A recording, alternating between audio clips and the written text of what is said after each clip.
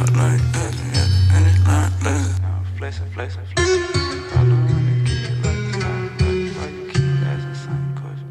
Grizzly going crazy, nigga. Roller coaster motor at the stoplight, catch me at the finish line flexing. Following the kid like a spotlight, why you keep asking same questions? Roller coaster motor at the stoplight, catch me at the finish line flexing. Following the kid like a spotlight, why you keep asking same questions? I remember going to school, never had the latest shoes. You was raised to make it cool, I was raised to make a move. We was playing with different bags, so I kept getting shitted on. It was motivation, telling myself stay patient. Package touchdown, gotta relocate it. If that body got took down, guess it was donated. Plug ain't from round town, but we both native. Yeah, sliding with my body, I got a Joe waiting. Can't let these hoes spend the night, ain't got no home training. Heard your damn mixtape, gave it a low rating. Yeah, streets reply, I look right in a Mercedes. Creep at night, the city lights going brave. She popping it like that is meant for, can't be no road and extendo. Bitch, I put me in the friend zone till she see me in the end zone. Hoes calling from other zip codes, trapping hard, I need a flip on this, the new pack, the last one been gone. Coastal motor at the stoplight, catch me at the finish line flexing. Following the kid like a spotlight, why you keep asking same questions? Roller coaster motor at the stoplight, catch me at the finish line flexing. Following the kid like a spotlight, why you keep asking same questions? Stepping out cool, rock and roll my watch and shoes. They scream wave, ain't bring a pool. Mainstream thing to scream my moves. Jack hit me up like gotta leave round 2. Know what's going on, man, you need it come through. I'm the neighborhood superintendent. Dogs in the den, got the kush in the kitchen. Look here, baby, I'm on real time. Needle in a haystack, but still shine. Wave guard, grill gold like a face guard. I did a bid and tell them wait for it. Grill gold like a face guard. I did a bid and tell them wait for it. Roller coaster motor at the stoplight, catch me at the finish line flexing. Following the kid like a spotlight, why you keep asking same questions?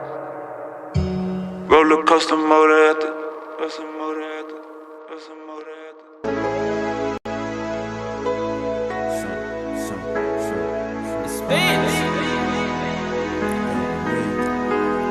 She'll be down with God, but she be down with me. She'll be down with God, but she be down with me. She'll be down with God, but she be down with me. She'll be down with God, but she be down with me. You niggas be trolling, licking on my lips, biting down, bitch, I'm rolling. Square ass body walked up like what my hoe went. In the street shit, keep it real without a trophy. Baby, what's the weather like? Wavy, get the better price. Ice on my left and right wrist, burning megabytes. Rolling up megahertz, feeling like gelling hurts. Nigga, what's your nigga, what's your network? Better find some better work. Better find some. Nigga, what's your net worth?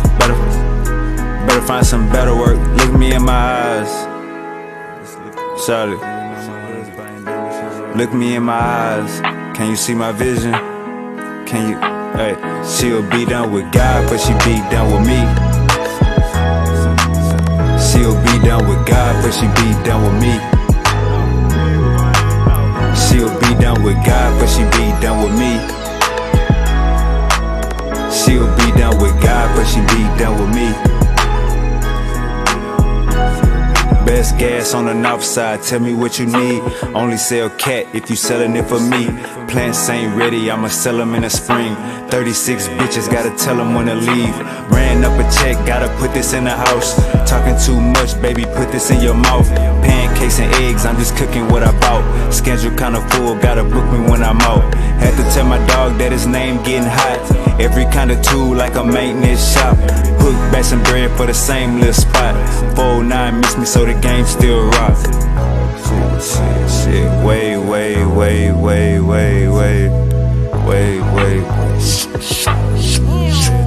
For me, she'll be down with God, but she be down with me.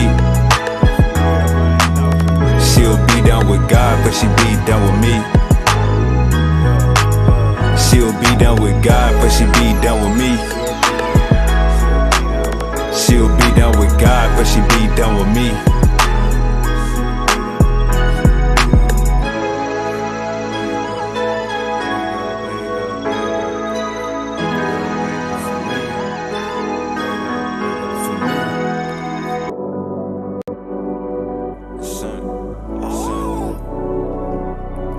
Yeah, but don't even post it. She got a nigga, but don't even post it. Where you go? Son. She got a nigga, but don't even post it. I pull up with the runs and the potion. Niggas no suitor who keep me some motion. Put a play on a play on a play. Put a bay on a bay on a bay. Screaming free out my bodies upstate. Screaming free out my niggas downtown too. I be high as fuck making LeBron. She got a nigga, but don't even post it. I pull up with the runs and the potion. Niggas no suitor who keep me some motion. Put a play on a play on a play. Put a bay on a bay on a bay. Screaming free out my bodies upstate. Screaming free out my bodies downtown too. I be high as fuck making LeBron moves. Should be bad like in no time. Hit a C like it's go time. My bitches in the game like the old line. Hey, and when I come down, you get no shine. Scissors on the backseat like a little kid. Tub been gone for a little minute. Ain't back and forth. I just post a pic with a bankroll, pounds in the mix. I can't parking like pimp. Hey, serving coffee shop him. Hey, got you walking around stiff. Hey, I'll let cash on him. Then put a bag on the cracker, but you put a bag on him. Hey, for black on black violence. Hey, let's go smash on them. I just paid my rent late on the block near Kimbe. Chopper got a little shake, hit the jerk like Ben J. Money calling me today, I'ma pick up every time. Bro just brought a whole bottle, gon' distribute airline. Shawty came with her ass like the city had dying. Wi-Fi around the trap, this shit like a airline. Shawty came with her ass like the city had dying. Wi-Fi around the trap, this shit like an airline. She got a nigga, but don't even post it. I pull up with the runs and the potion. Niggas no suitor who keep me some motion. Put a play on a play on a play. Put a bay on a bay on a bay. Screaming free out my bodies upstate. Screaming free out my niggas downtown too. I be high as fuck making LeBron. She got a nigga, but don't even post it. I pull up with the runs and the potion. Niggas no suitor who keep me some motion. Put a play on a play on a play. Put a bay on a bay on a bay. Screaming free out my bodies upstate. Screaming free out my bodies downtown too. I be high as fuck making LeBron moves. Gotta get up and get up and get up and get it. You working that job, but you stuck in them trenches. Cash to be made, so who out here tripping? My cellular phone got a damn chip in it. Wake up, sign for 30 balls. Still in the trap with dirty clothes. You can be different, work my phones. You can be dead and work alone.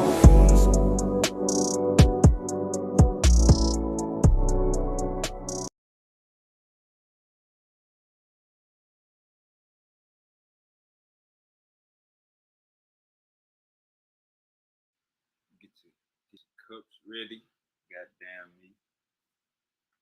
Do be ready. It's gonna be one of them shows, man. We coming back like yesterday. Um, I told y'all, man, I was thinking about a Malcolm X marathon. I think we might as well go ahead and do this Malcolm X marathon, man. I've been doing my research and listening to the people that was actually there, and I still come to the same conclusions. But man, I feel like the people needs to. This got to be broadcasted live. The people got to hear all of this. The people got to hear everybody's side of the story. The people got to hear everything. They need to hear all the facts. You know what I'm saying? And make a decision for themselves. Hey man, how y'all doing today? Powerful Bill is goddamn only in the building. Y'all know how we do it, man. We getting to the bottom of it. You know what I'm saying? We hash tonight, smash tonight, and crash tonight. Goddamn. Alright, get your cup, get your blunt. It's about to go down. We're gonna be reacting to Wesley Muhammad, details about Malcolm X. We're gonna basically get to the bottom of it. And if you seen the show yesterday, like, share, and subscribe, man. This show today is gonna feel like yesterday, but I'm not gonna be talking. It's gonna feel like yesterday, but I'm not gonna be talking. It's gonna feel like yesterday, but this gonna be two guys never been on this platform before. Two guys, some of y'all may know Wesley Muhammad, some of y'all might not know Barbershop Conversations, but we definitely gonna react to this video. Like, share, and subscribe. Like I said, man, when I was listening to this last night, man, it was pretty eye-catching to me. I'm like, man, the deceptiveness, the deceiving, the man, we gotta check it out, and that's why we here. That's why we here to get a get a great understanding of what's going on. That's why we here to get a great understanding of what's going on. All right, let's run this video. Let's run this game film.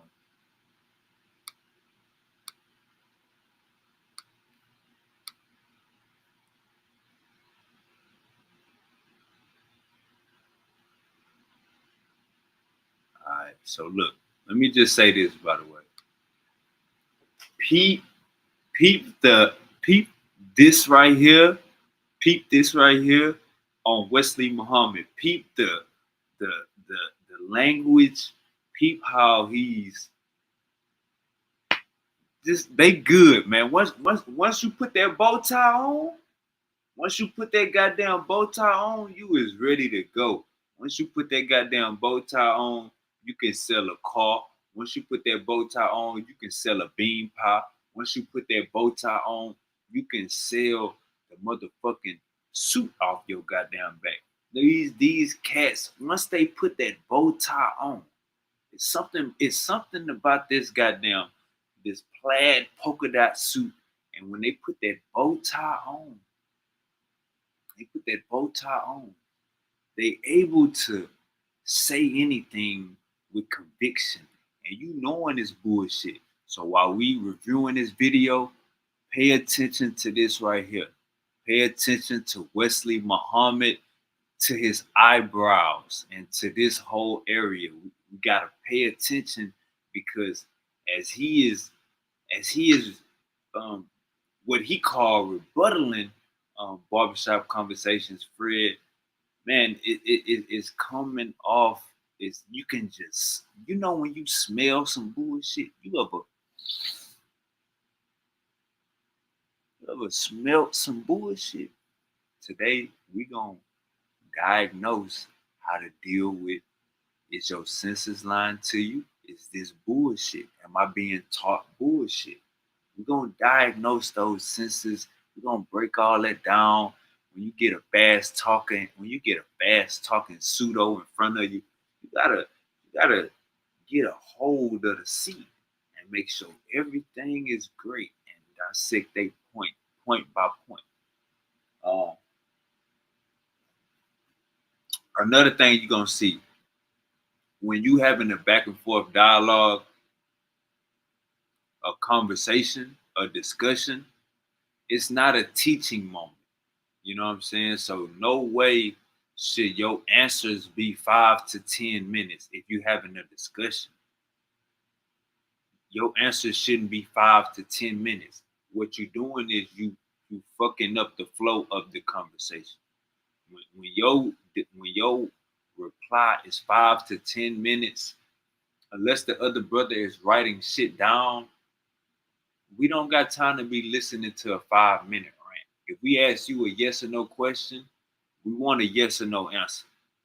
And if you got a problem, we about to clearly see that how to deal with somebody that can't answer yes or no questions.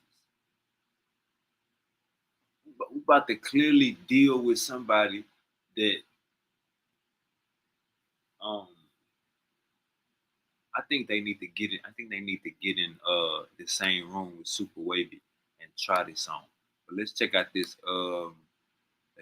show. Shout out to Barbershop Conversations, and we're gonna react.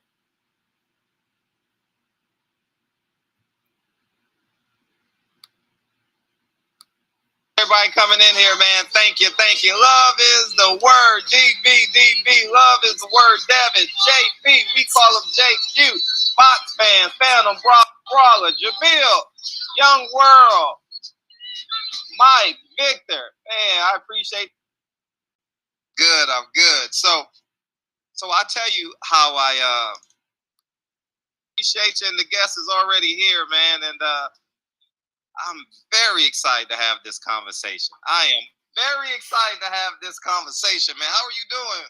I'm excellent. How about yourself? Oh, I'm good. I'm good. I'm good. So I tell you how I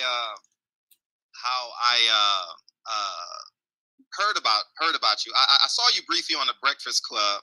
Was that how long ago was that? I believe it was 2017, 18. Somewhere in there. Yeah, and then I lost track of you. And then when the letters came out about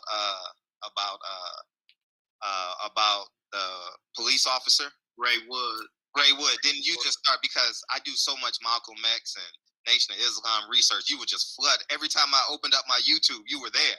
And I was like, man, we got to have this conversation. You know what I mean? Because you see the picture behind me. You can obviously tell what side of the fence I'm on. But I'm very interested. First, do you want to introduce my audience to who is Dr. Wesley Muhammad before we dive into this topic conversation? I'm happy. Hey, man. Goddamn, there's some gas. Roll that dope up. We're going to pay attention to Wesley Muhammad. How he moving his face and how he responding, or how he listening, and how his face is structured. Let's just tap in. To just dive. Okay, well, let's go. Let's go then. Let's go. So, my first question is, did you hear the daughter say that the letter was false? I did, yes. And I was curious why you didn't retract your videos or make an addendum. Oh, no retraction, no addendum. All right. Oh, shit. Hold up. Hey, we on this, let me unshare my screen.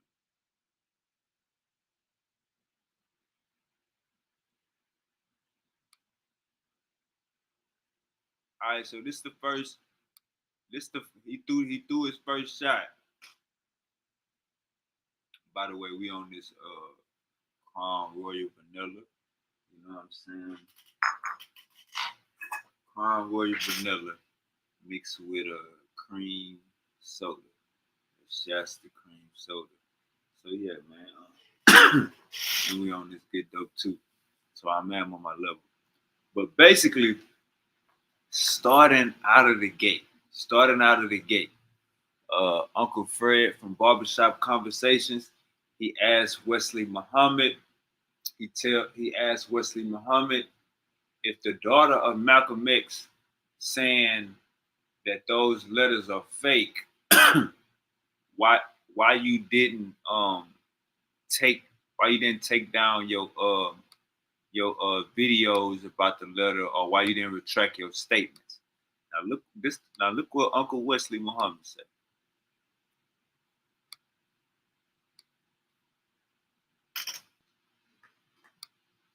And I was curious why you didn't retract your videos or make an addendum. Look at him. Now watch what he about to say. He about to the tone and pitch and word selection is key. So let's peep what he about to say. Oh, no retraction, no addendum is necessary.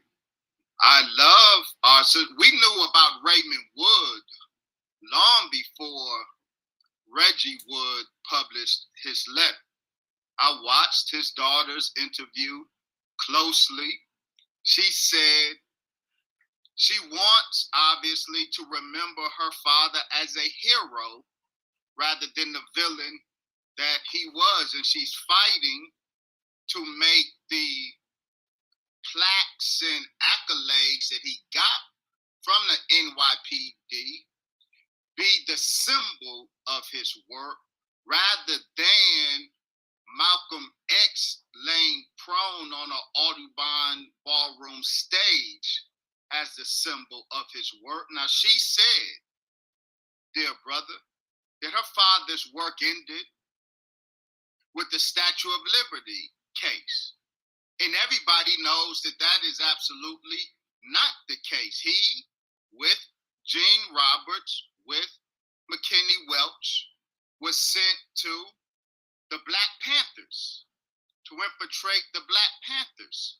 So we have what Reggie Wood's revelation provided was just another detail of confirmation of what we already knew from other sources. Now, I'll close it on this.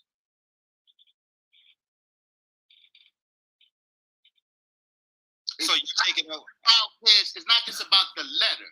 If you read the book. What book? Reggie Wood's book. That's right here. And that's why it's important to be comprehensive. I haven't read the book yet. It's important. If we stop at the press conference with Brother Reggie and Brother Crump, and then we go to his daughter's statement and we stop there, see, that's an easy way out. But we have to be comprehensive. And then the book that lays out what Raymond Wood told Reggie, all of the deep. I'm gonna just say this off the muscle, off the dribble. I'm gonna just say this off the dribble. That nigga talking like a lawyer. You know what I'm saying? Like, I'm gonna be out. This ain't no barbershop conversation. You know what I'm saying? He got his books behind him.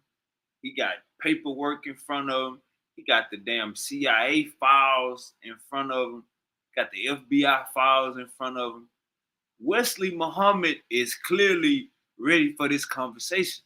You know what I'm saying? Our brother Fred, he's not really ready for this conversation, but he's been fucking with, he's been digging into this NOI and Malcolm X information so long, he can go off the top of the head and still have a coherent conversation. But as you see, Wesley Muhammad is quoting books. He got the CIA files. He ready to go to war. That's why I say Wesley Muhammad is acting like a lawyer right now. You know what I'm saying? He's totally acting like a lawyer. So let's keep it going.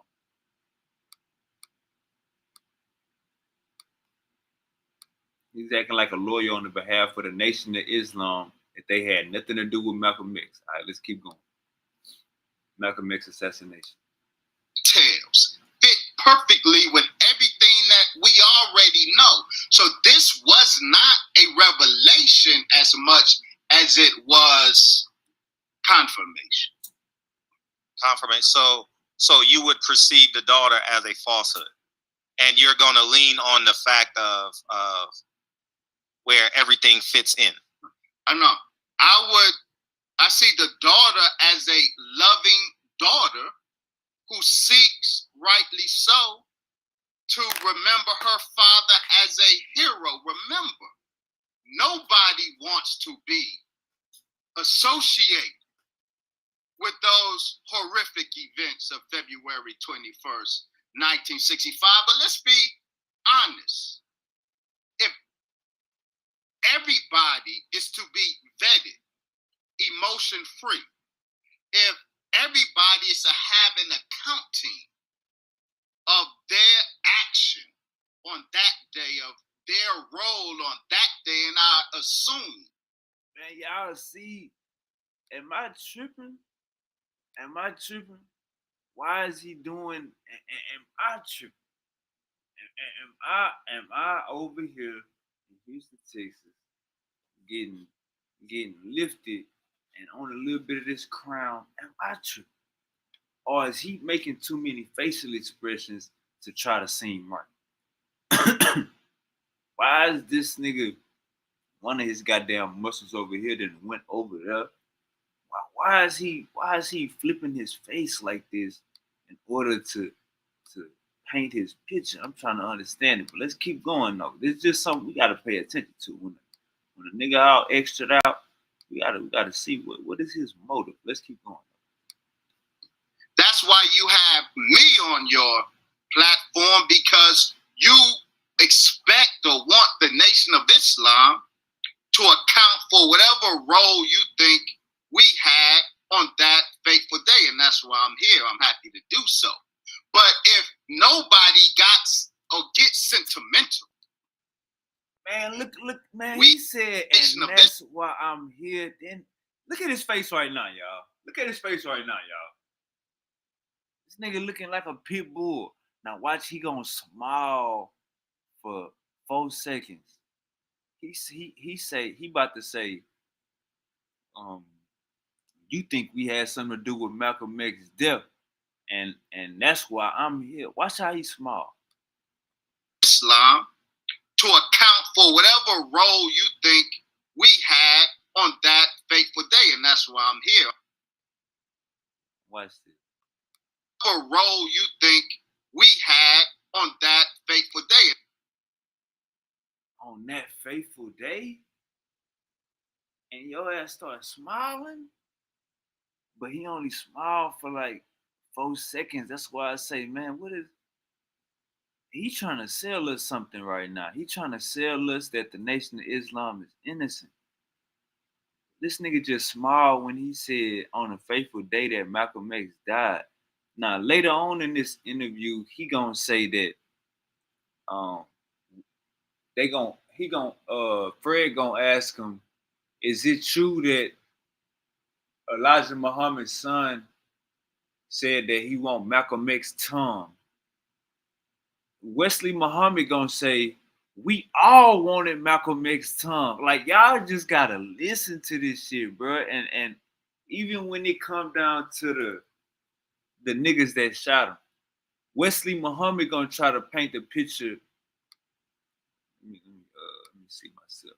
Wesley Muhammad gonna try to paint the picture that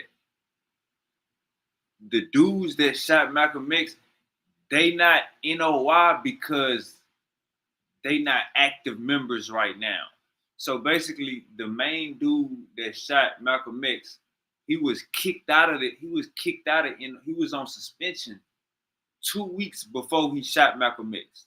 So the dude that shot Malcolm X 2 weeks before he shot him, he went on suspension. So Wesley Muhammad is gonna be like, he's not even NOI. You know what I'm saying? Like, bro, you gotta read between the lines, and Fred gonna catch it. Fred gonna catch all of it. Let's keep going. And that's why I'm here. I'm happy to do so. But if nobody gets sentimental about us, everybody says that regardless of your feelings of the matter, we have to look at the facts coldly and objectively. Then likewise, Raymond Wood's daughter is a loving daughter, and I love her and honor her. But her desire to continue to see her father, who was a bossy agent, who was an infiltrator of the black community, we would not give Gene Roberts a pass because his loved ones wants to rehabilitate him in a public square.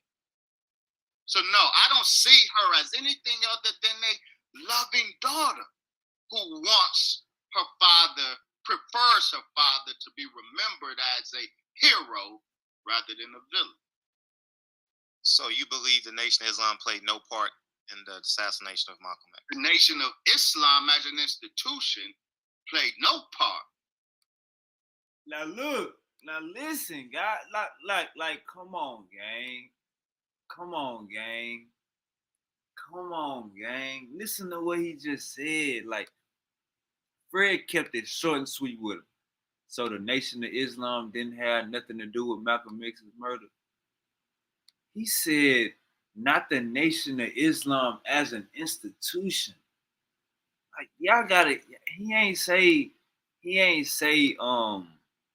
it wasn't, he ain't say, nah, it wasn't none of our Muslim brothers. He said it wasn't the NOI as an institution. Y'all listen real closely to his words, man. That's why you can, it be our own people, man, be blindsided by religion, saying wild shit. In this interview, he gonna go on and say that Elijah Muhammad is God. He gonna go on and say Elijah Muhammad is divine and supernatural. Let's keep going. In the murder of Malcolm X, the Nation of Islam is not responsible for the murder of Malcolm X. That is a fact. If one of the shooters admits to being a follower of the Nation of Elijah Muhammad, doesn't that constitute him as a Nation of Islam member? Well, I would like you to tell me which shooter. We can go down the list and talk about all of the shooters and properly identify the shooters. But let me state this general point and principle. No, we don't have to be general. We can be exact because the facts are there. Yeah, it is. But don't miss the forest for the trees. Now, I'm about detail, Brother Frederick. I say God is in the details, and truth resides in nuance. In order for us to see nuance and appreciate it, we can't miss the forest for the trees. The general principle that I want to invoke is we must distinguish personal participation from institutional responsibility, because individuals who were behind the guns on that day had some, to various degrees, association with the Nation of Islam. That doesn't make the Nation of Islam institutionally any more culpable as the fact that you would be better. You would be more accurate, but I would. Listen, hey, listen to this. Turn your volume up and listen to this. He about to go off the rail. Listen to this. You would be better. You would be more accurate, but I would not advise you to say it. But if you did say it, you would be more accurate to say the Organization of African American Unity, Malcolm's organization, murdered Malcolm X. Now this probably the first time, I ain't gonna cap y'all. This probably the first time. Last night, I'm listening to this. This is probably the first time I ever heard somebody say some shit like that out of their mouth. It's my first time I ever heard somebody say some shit like that out of their mouth. And when I'm looking at his face, he's trying to give you so much conviction. He's trying to sell you that they had nothing to do with it. He look how his face is moving when he's talking. He just said Malcolm X gang is the reason why Malcolm X died. Listen, let's run this back one more time. He just said Malcolm X gang is the reason why Malcolm X died. This is why you can't trust none of these bow tie wearing ass niggas. Don't trust none of these bow tie wearing ass niggas. Listen to this shit. He said, this would be more accurate, but I wouldn't say it. Then he go on to say it. You would be better. You would be more accurate, but I would not advise you to say it. But if you did say it, you would be more accurate to say the Organization of African American Unity, Malcolm's organization, murdered Malcolm X. You would be more accurate to say that. Do you know why? The shooters were from Mosque number 25. But those who trained the shooters as assassins were not from the Nation of Islam. The trainers of the shooters, the real assassins, were from Malcolm X's own organizations. Organization of Afro-American Unity and Muhammad Mosque Incorporated. So if the trainers of the shooters, the trainers of the assassins, the master assassins, weren't taking orders from Chicago, they weren't taking orders even from Newark. The trainers of the assassins were those around Malcolm X himself, which is why Malcolm X didn't trust any of those around him. It was an inside job. The lowest hanging fruit is that his murder was an inside job, but we can go man by man and identify the highest hanging fruit, because even invoking James 67X Shabazz's responsibility, y'all like to identify. I know, but you're just filibustering. I just asked a simple question. If a killer, if a person, a detailed answer. No, it's not it's not, because if you want to go to the origin of military training, you can go to the U.S. government, which we will. No, let me finish. Which is the origin of militarized training. So if you could say Malcolm's team trained them, where did the Nation of Islam get their origins of training from? So I mean, but we're not talking about. Let me finish. The Nation of Islam as an institution. We're talking about the murderers of Malcolm X. No, I know, but we don't have to stroke with see how this nigga, and this the thing, bro. This the thing. Look, he just threw out a rabbit hole. He just threw out a whole rabbit hole and said the niggas that shot Malcolm X was basically trained by Malcolm X. Nigga, he was the national leader. He had his own mosque in New York. He was the spokesperson in New York. He was the goddamn leader. He was the goddamn leader of the nation. What are we talking about? He was the face. So what do you mean they was trained by? Of course, nigga. He ran New York. He ran a New York fashion, and he was the face of the shit. So he just threw out a whole rabbit hole that didn't make no sense. But let's keep going though. Fred got a little information. Broad brush, because we have 56. We're not. We got names. We're being very specific. No, you're not. I invoked the name of James 67X. I invoked the trainers. Ask the question. Let me respond to you. I let you talk, and then I responded, and you cut me off. Oh, okay. Hey, by the way, y'all, we 15 minutes into this show. 15 minutes into this interview, and they already arguing. So somebody gaslighting. All right, let's keep going. Yes, sir. Yeah, no, you don't have to serve me. We just gonna have a casual conversation. We're gonna get hot and cold, wherever we want to go. And in every temperature, it's yes, sir, because you are my brother. That's how we are trained, and I don't stop my training because I'm on your platform, dear brother. It's yes, sir, and no, sir, because you're my brother. And this is a conversation of respect. I respect you, as difficult as it may get. I still respect my brother.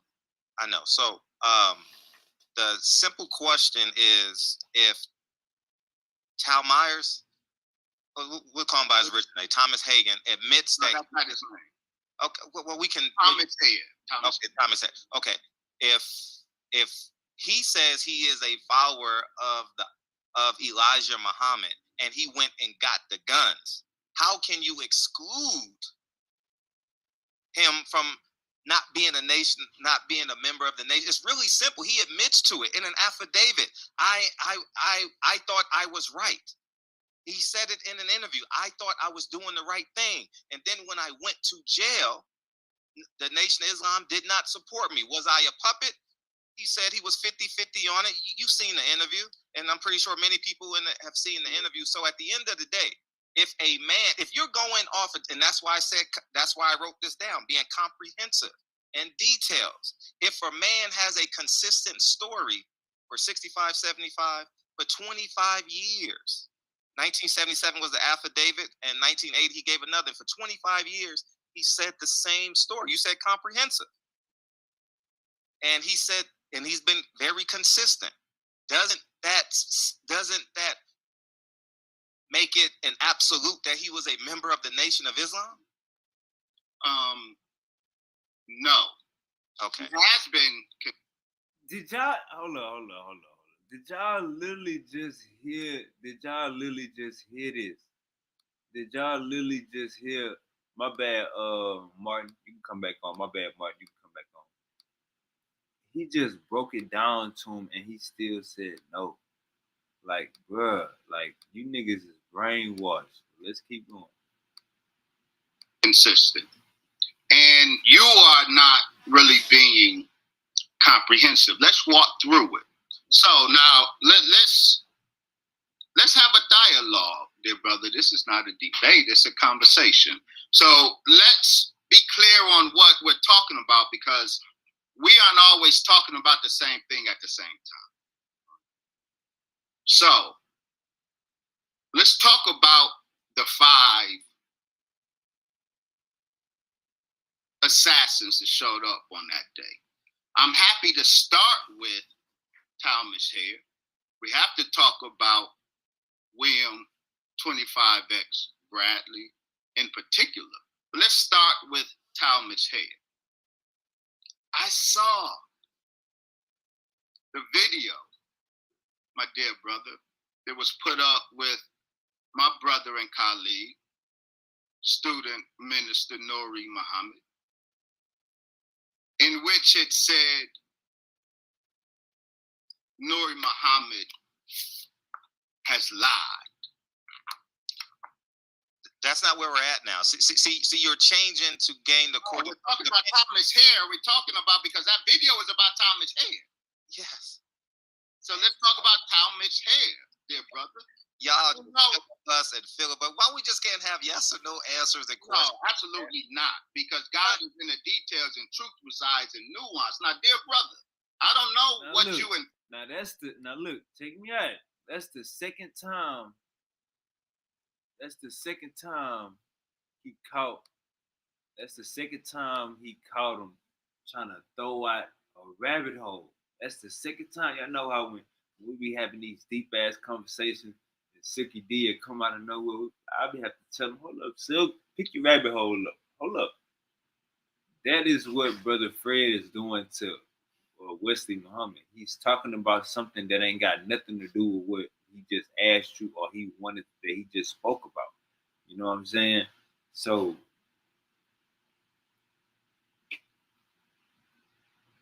this time he said he filibustering. This time he called it out. Say, nigga, you filibustering. All right, let's keep going. Nigga, stop filibustering.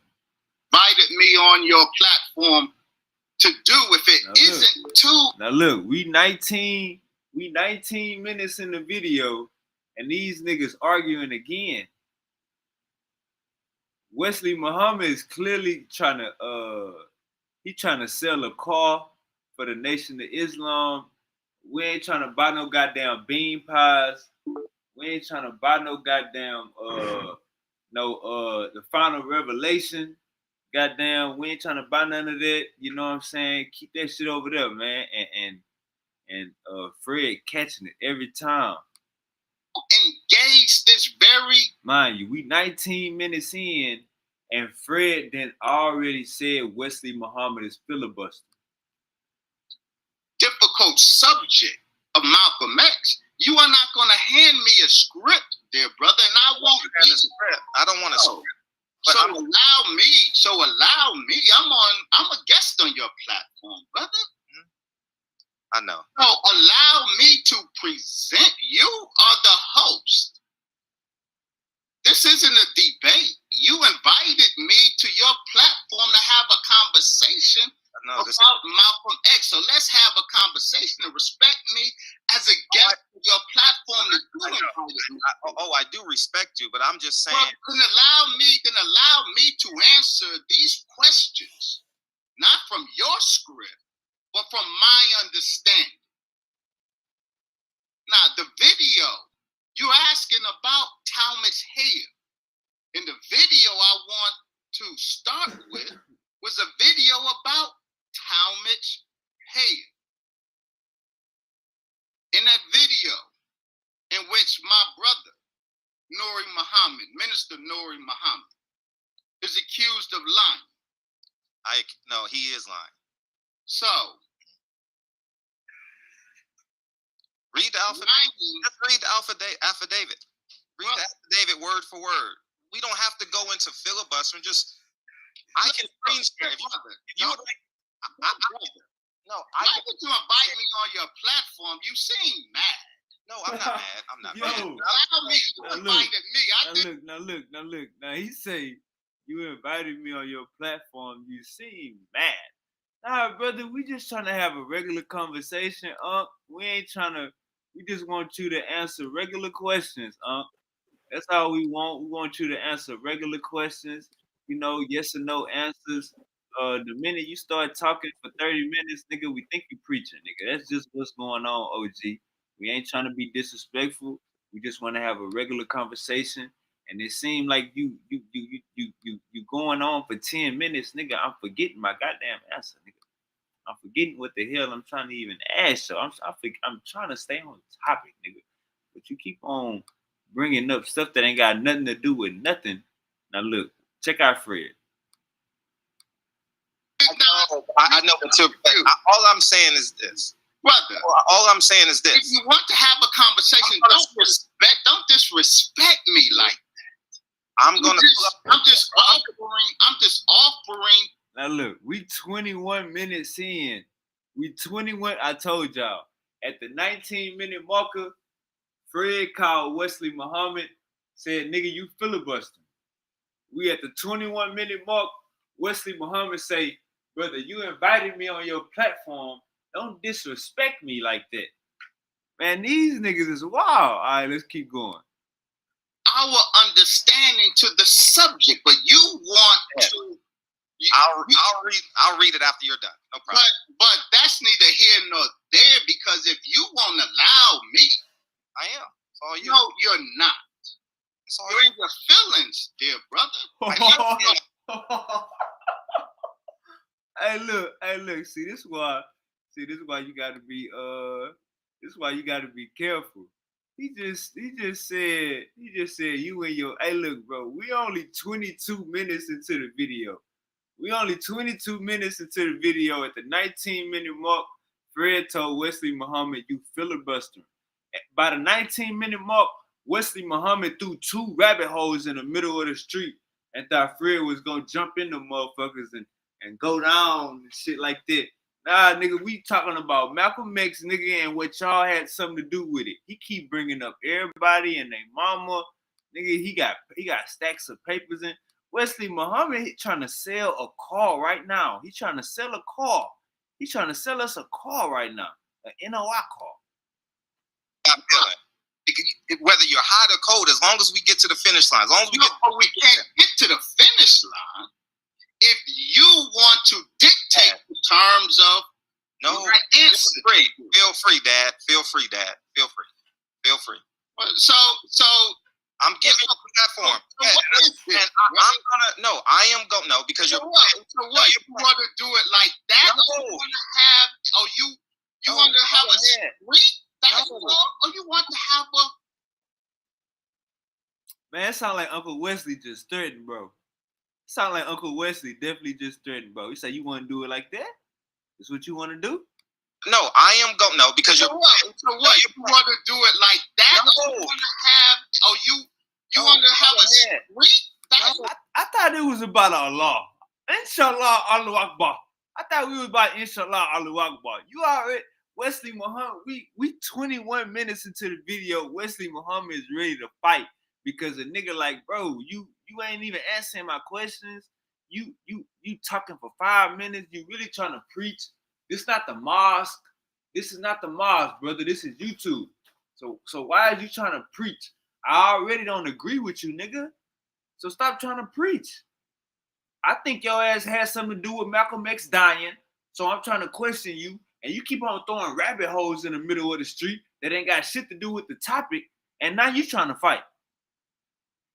You brought up some street shit first, Wesley Muhammad. Let's check this out. I am going no, because you're what? So what? You want to do it like that? No. Or you want to have you want to have a street? That's all? Or you want to have a professional, productive conversation? Go ahead, and I will rebuttal your statement. That's all. When you're done, I will rebuttal. You will let me get done? Absolutely. I'm like, but you haven't yet. For some reason. And now Uncle Wesley trying to breathe. You trying to breathe on the interviewer.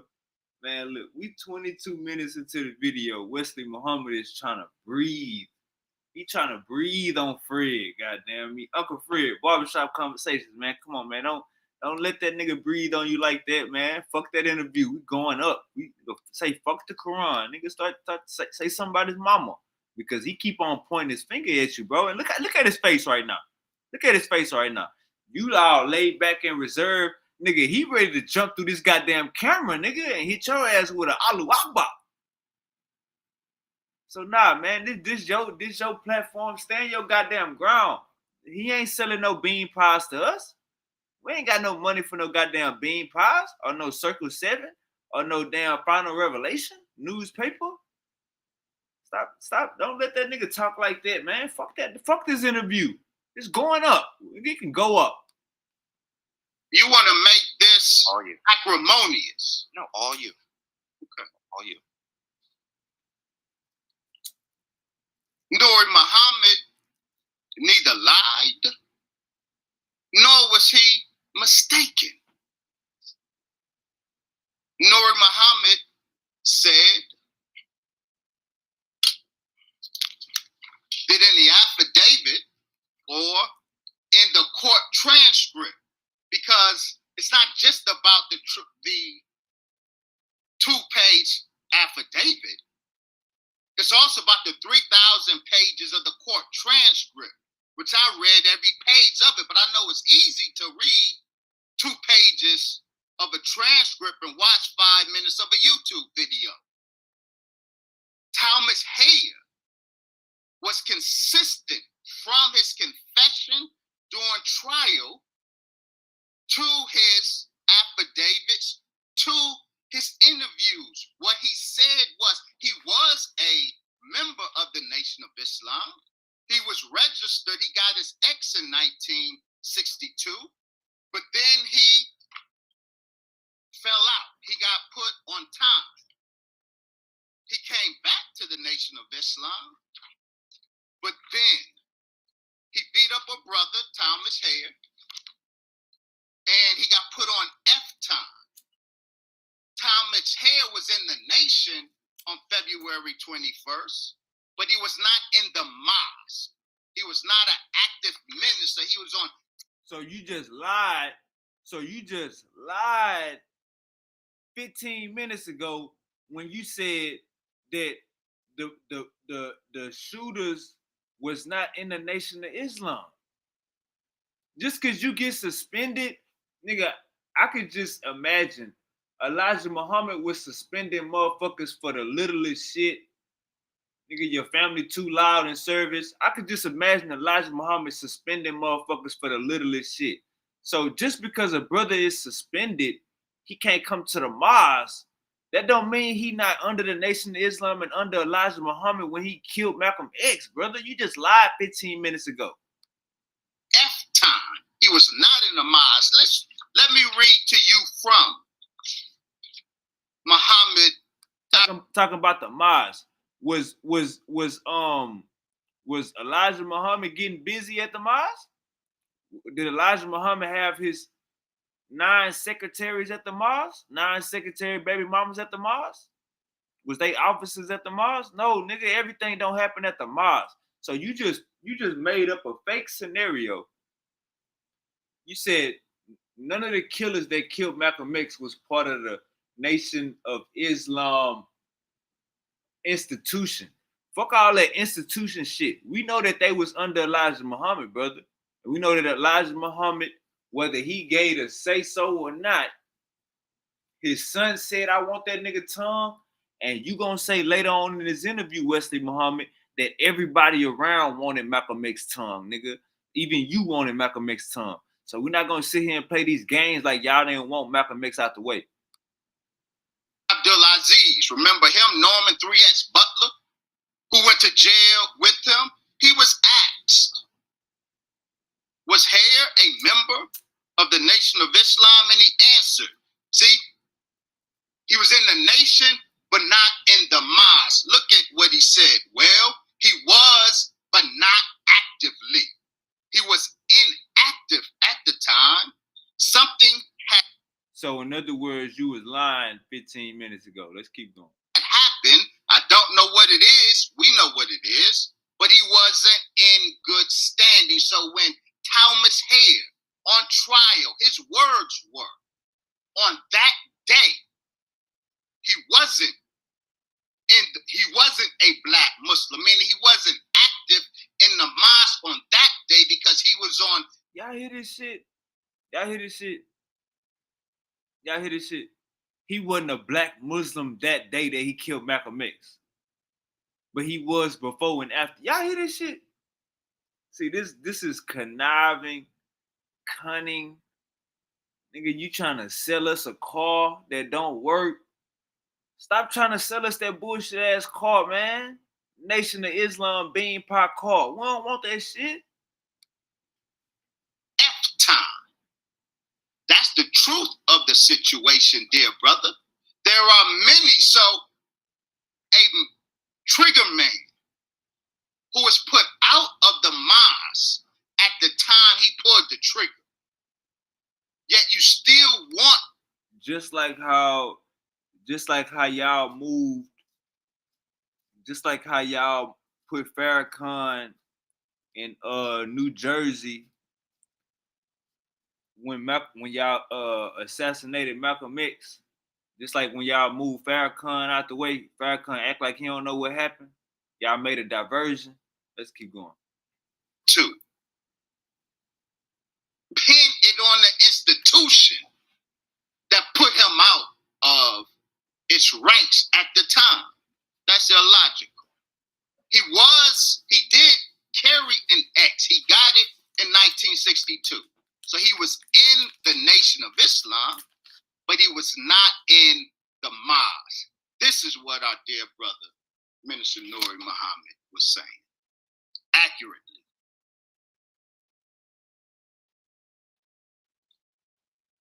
So was he following the teachings of Elijah Muhammad? No. Well, in pulling that trigger, Man, y'all hear this shit? Y'all hear this shit? He was about to say no, then he caught himself. He was about to say no. See, when a pseudo, you just gotta keep asking that. He pretty much asked Broski the same exact question 5 minutes ago. You want to know what was going on during them 5 minutes? Wesley Muhammad was filibustering and laying down fake rabbit holes. That if you smart enough, check this out, man. When you have, because this ain't got this can go for pseudos, people that don't know information, and liars. All you gotta do is ask the same. If they not answering your question, let them get all that bullshit out. Come on, yeah. We went right down the street. We went back across the back walls. All right, then ask that same question again. Because you ain't give me the goddamn answer. He just asked him the same exact question again. The nigga was about to say no. He caught himself and say, well, when he was pulling the like, come on, brother. He was a follower, brother, of the NOI, brother. He was a follower of the NOI, brother. And you know what the energy was surrounding Malcolm X, brother. They didn't give a fuck. The nigga was a dead man walking, like he said. So was he following the teachings of Elijah Muhammad? No. Well, in pulling that trigger, he was.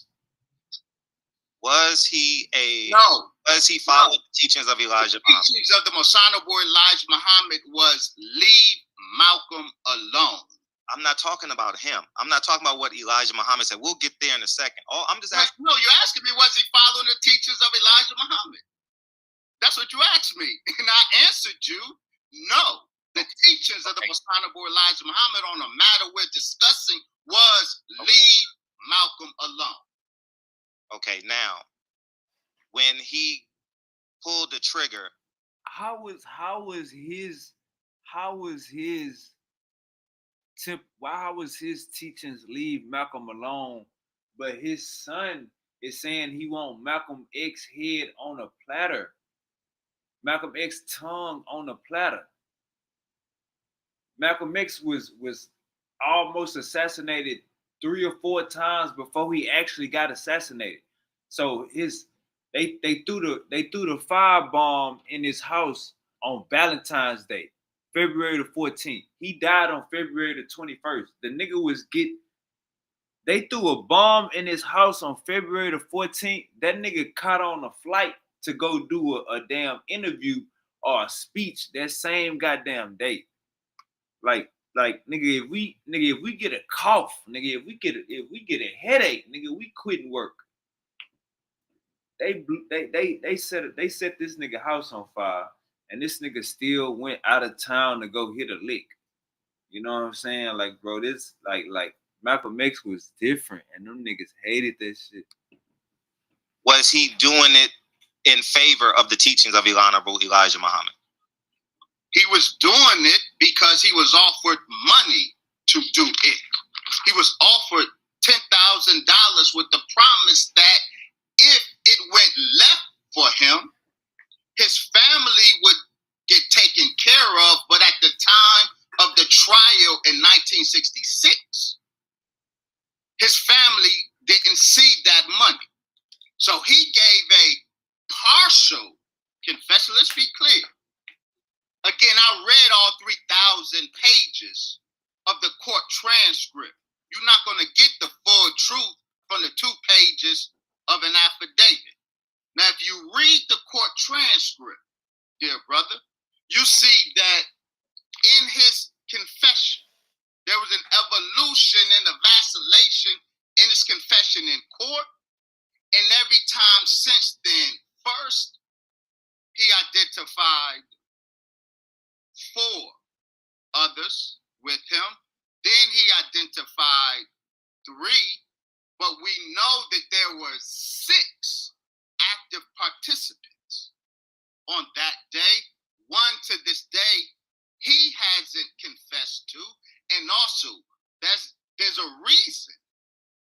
Talmadge Hayer, before his release from prison, he spent the last 25 years on work release. 5 days out of his week, he's at home in New York, not in jail. He had a sweet deal, Talmadge Hayer, because he gave a partial confession. He didn't tell it all, but what he did say, every single time he was asked, he was not operating off of orders from the Most Honorable Elijah Muhammad. He said he didn't know who gave the order because Talmadge Hayer was likened unto Private First Class Loud and Downey, from A Few Good Men, that zealous soldier who carried out an order from his immediate officer but doesn't know who gave the ultimate order. Colonel Nathan Jessup, in this scenario, who gave the order, was not Minister James Shabazz from the Newark Mosque. The order came from the White House. And we are documenting that here. All right. So if you listen to what he just said,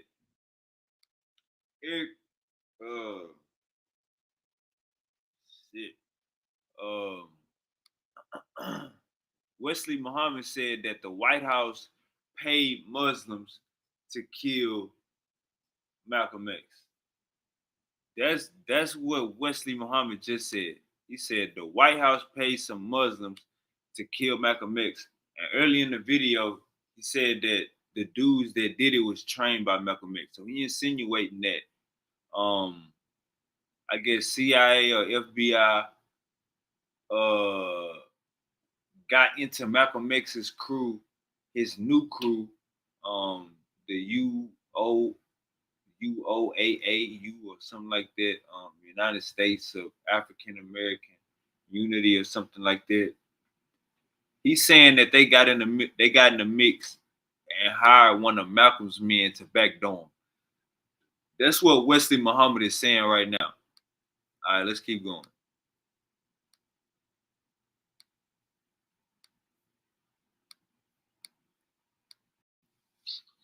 Can we ask you the same question? Was he following the teachings? I answered that explicitly. No, I answered it twice. No, he was not following the teachings of the Nation of Islam. The teachings were leave Malcolm alone. Okay. I answered that for you twice, dear brother.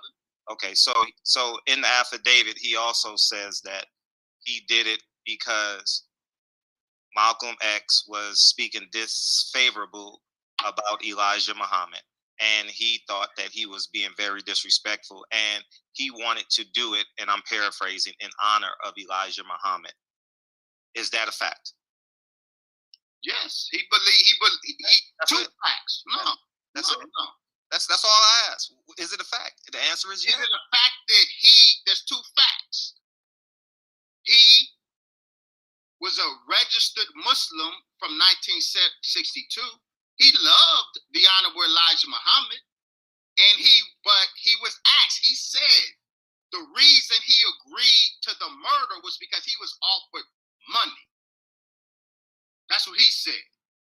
The reason he agreed to participate in the murder is because he was offered money. So the question isn't whether he loved the Honorable Elijah Muhammad or not.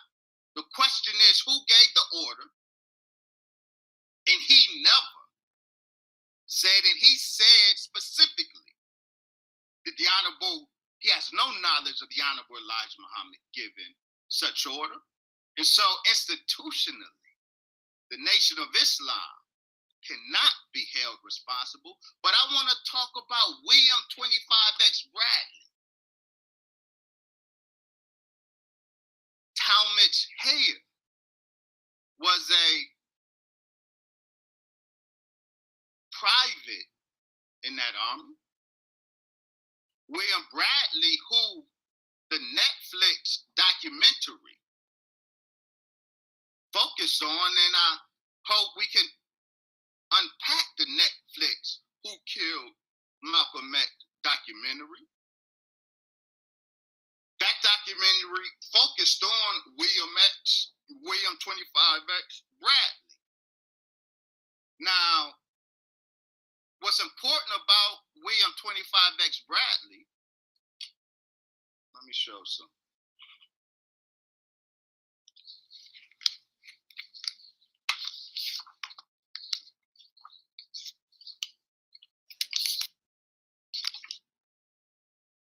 February 23rd, 1965. Members of City's secret police unit saw Malcolm shot. In this article, it starts this way, quote, several undercover plainclothes policemen were in the Uptown meeting hall at the time Malcolm X was shot dead on Sunday. According to a high police official, several members of the outstanding unit, the highly secretive Bureau of Special Services, were in the ballroom. Several bossy members. Now, we can identify several of those bossy Bureau of Special Services members who were in the Audubon ballroom and witnessed the assassination, but not just witnessed. We're talking about William 25X Bradley, the shotgun shooter, the one who shot the fatal shot. Of those, several. He was shot like 19 times, nigga. What was the fatal shot? Nigga? He was shot like 19 times. Bossy officers, intelligence officers on that day, we can identify for a fact 3 and possibly 4. We know, of course, Gene Roberts was a bossy agent. We know Raymond Wood, who was there, was a bossy agent. And we know McKinley Welch. Now, McKinley Welch is important, dear brother. Talmadge Hayer got his instruction from an assistant secretary of Newark, Brother Benjamin. McKinley Welch was an assistant secretary in New York. He was also a boss agent in the Audubon. And he confessed that the reason he was in the Audubon that day with Gene Roberts and with Raymond Wood is that when Malcolm X left, that McKinley Welch was sent to infiltrate Mosque Number 7. He became a assistant secretary like Brother Benjamin out in Newark. And when Malcolm left the nation, Welch's superiors ordered him to follow Malcolm to his organization. So those three were in the Audubon ballroom that day. And this article says they know the shooter who ran out the side door by the ladies' bathroom. We know that one was Talmadge Hayer. I'm sorry, that one was William Bradley. Now, who is William Bradley? He's not just a Newark shooter. One of the most important eyewitnesses to the assassination is Roland Shepard, who was there that day, who did security. He was with the Socialist Party. And when he was over the security with Malcolm, whenever Malcolm would speak at the Militant Labor Forum, and Roland Shepard gives a very detailed eyewitness account. He saw, because he was one of the first ones in there, he saw William Bradley, though he didn't know his name at the time, sitting in the seat that he normally sits in. And when the shooting started, he saw William Bradley do the shooting, but this is what's important. 2 weeks after the assassination, the New York Police Department called Roland Shepard in to interview him about what he saw. Roland Shepard is on record saying that when he went to the New York Police Department, there he saw the same man who was at the Audubon ballroom wielding the shotgun. He saw William Bradley walk into an office at the New York City Police Station where he was being interviewed at. He is one of the most important eyewitnesses who identified not just Talmadge Hayer on the scene with the shotgun, but 2 weeks later as an officer at the New York City Police Department. Now, those are great details, but we already covered that because you just told me 10 minutes ago that yes, he was he was a follower of Elijah Muhammad. So I mean, those details are great, and it makes for a safe landing. I understand that, but we already answered that. You said yes, he was a follower of the nation of Exactly. Okay, who are we talking about? Hayer. So we're clear on that. We're clear on that. I understand these details are great. And I'm not discounting or discrediting. In the details. We're talking about who's responsible for his murder. Talmadge Hayer was a patsy. He tells you that because he believed in Honorable Elijah Muhammad, yet he was put out of the nation and he violated an instruction of the Honorable Elijah Muhammad. I don't care how much he says he loved the Honorable Elijah Muhammad. If the Honorable Elijah Muhammad said, leave Malcolm alone, the Honorable Elijah Muhammad said a hypocrite is not to be killed. You can't participate in his killing and then say, I love the Honorable Elijah Muhammad. It don't work that way. Okay, let's start from the genesis of and then we can come back and get back to the details. I don't mind you sharing the details, but I just like yes or no answers because it just makes No, sir. I'm saying no. You give your details. That's not me. No, I'm saying I'm comfortable with you giving your details. Let's be real clear there, brother. Let's be real clear. I will not try to script your questions to me. No, I'm not trying Don't presume to script my answers to you. No, I'm not asking you to script your. I said. So please don't disrespect me like that. I'm not disrespecting. That's his say, bruh. It took you. Hey, look. Hey, check this out, gang. It took this nigga 7 minutes to tell that story and give all them details when he ain't even asked a question about it. Like he had to ask the question 3 times. Was the shooters that killed Malcolm X, was they followers of Elijah Muhammad? He conceded and said, yeah, they got kicked out and all. Brother, they always followers, brother. They always followers. You even tried to clean that bullshit up and say, if anything, they was in Malcolm X camp.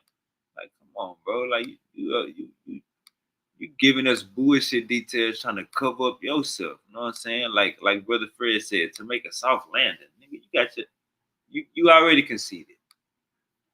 Whatever you ask me, I'm going to answer it. I said feel free. I'm telling you, feel free. Yeah, but you're double speaking. You're saying feel free, but then you tell me only give you a yes or no. I said in addition to. I said, and feel free to give your details because it makes it easier for the people that are listening. I didn't interrupt you when you spoke for 15 minutes just now. I'm just now. And because if you want to know from me, then whether it's 5 minutes or 15 minutes, you're going to know from me. Now, if you invited me on your platform for another objective, then state it.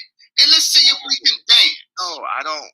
We may or we may not be able to. All right. So if you invited me on your platform because you want to hear my and our perspective, then ask the question as you desire, but allow me to answer your question as I desire.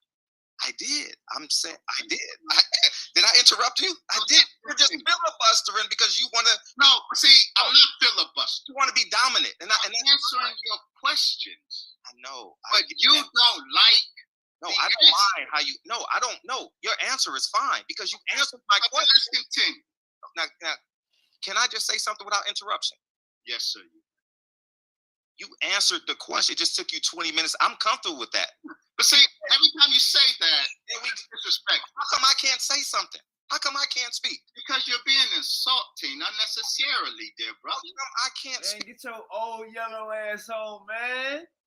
Speak. I let you talk for 15 minutes. You can speak. I want to be respected. But you're being insulting for no reason at all. How am I being insulting when I said you spoke for 20 minutes and you answered the question? I have no problem with that. If you said you're on my platform, I asked the question and you can answer it as long as you want. So then, if that's the case, then we should have no more talk about how long my answers are. I don't mind you. I just said that. We should hear no more about how long my answers are. I just said that. Okay. You can. I don't mind you having the dominant personality. I don't mind. I know you. See, brother. That's the point I'm making. Game recognized game. I'm not game goofy. To insert comments like that. Insulting comments like that, dear brother. You invited me to your show. I haven't talk about Malcolm, and I'm only offering you my perspective, but you are, in truth, being a weasel at moments. So what? Man, he just called. Hey, look. See it? You gonna say I'm disrespecting you? You gonna say I'm disrespecting you? How far we is into the show, gang? We only 40 minutes into the video. You didn't told Uncle Fred he disrespected you 3 times. Now you calling him a weasel. In defense, Uncle Devil's Advocate, Uncle Fred says you filibustering twice because he asking you regular questions and it's taking you 20 minutes to answer. I don't know if these bow tie niggas got a script. I don't know if these niggas reading AI now. I don't know what's going on, but Wesley was not ready. We're on different sides of the fence. But we can be respectful and productive in our conversation sides of the fence. You haven't discussed with me yet. I don't know. I can't even crying, get a complete nigga. thought out with you. You overtalk me. Man, stop all that crying, man. You got this suit on and shit, smiling, and then you about to be looking mad in the other minute. You NOI niggas bipolar. You about to talk again. You called. I never called you out your name. You called me a weasel. No, I didn't weasel it. I didn't get it to that point. Can I speak? Can I speak? Can I speak? Sit for real. Absolutely. Okay. Now, if you don't mind, I will gladly ask another question. Absolutely. And I will gladly answer it. And you can answer it as long as you want. But I'm saying if you filibuster answer or elongate your answer, let's use the word elongate. How about that? If you elongate your answer, I mean, typically answers is either yes or no, I agree or disagree, and then you can filibuster any you can put the answer any way you want. But let me ask the next question. Okay, so in 1963, right? Because I try and organize. I have my notes, right, but I try and organize it so people can follow the story. You understand? So in 1963, somewhere in there, Warif Muhammad has a conversation with Malcolm X, right? And February 1963. It was early 63. I don't want to, feel free to interject the dates and all that, but I'm trying to keep it aligned for the audience, right? He has a conversation and he talks about, because this is, in my opinion, I believe that this is the genesis of the beginning of the assassination of Malcolm X. Now, he has a conversation with Warif Muhammad and he tells him about the immorality is the word that they used. Immorality of Elijah Muhammad, right? And Malcolm X has a conversation with Elijah Muhammad about the immorality. And Elijah Muhammad he admits to it, according to Malcolm, as a quote, he admits to it, and he uses parables. He uses parables to justify the claims. Now, my question to you is, were those Elijah Muhammad's wives? They absolutely were. And the history, as you gave it, is that it's not the history, nor is that what Malcolm said. So the conversation with Wallace happened during Savior's Day, February 1963. Yeah. But Malcolm had known about the wives before then. There was a particular revelation that he encountered from Wallace in February 1963 that hurt his heart. Malcolm, according to his own words in his autobiography, knew about the wives, the language Malcolm used. We're going to show that. Knew about the wives since 1962. In February of 1963, during Savior's Day in Chicago, he had dinner with Wallace, and Wallace told him that of the wives of the Honorable Elijah Muhammad, two in particular, Sister Evelyn X. Williams and Sister Lucille, that hurt Malcolm to find that out, because Malcolm was previously engaged to Sister Evelyn, but a week later. Whoa. So look, gang. So look, Elijah Muhammad took Malcolm X's fiance and got her pregnant. Elijah Muhammad, Malcolm X had a fiance in the church. Malcolm X had a fiance in the church. She became Elijah Muhammad's secretary. Elijah Muhammad got her pregnant. Malcolm X is supposed to be engaged to this girl, meaning he about to make her an honest woman. He about to make her his wife. Elijah Muhammad took Malcolm X's fiance, got her pregnant. That is what Wesley Muhammad is saying, and I heard that too by another captain. I can't think of his name right now, but we was listening to him yesterday. He also said that, but I kind of brushed it out. Listen to this.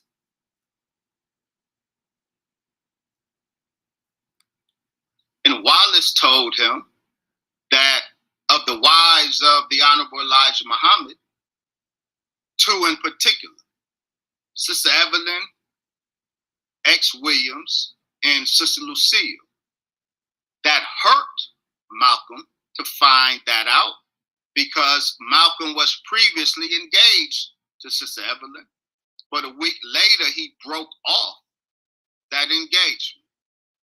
That hurt Malcolm. Malcolm left, hurt, but then he went back, him and Wallace, according to Malcolm X's own confession. He went back and had another conversation with Malcolm, and they didn't speak to the Honorable Elijah Muhammad yet. That was April. Malcolm said that he and Wallace went through the scriptures on their own and found the Most Honorable Elijah Muhammad's domestic life in the scriptures. This is Wallace and Malcolm. In April, Malcolm flies to Phoenix to see the Honorable Elijah Muhammad. You just then, as was done in Spike Lee's movie, X, totally do violence to that April meeting. It is absolutely not the case that Malcolm confronted the Honorable Elijah Muhammad and the Honorable Elijah Muhammad tried to justify it with scripture. The exact happened. Let me read to you what Malcolm said. Said, quote, what are you reading from? No, I know where you're reading from. Malcolm X. No, I'm saying where. This is page 140. I'm sorry, page 305.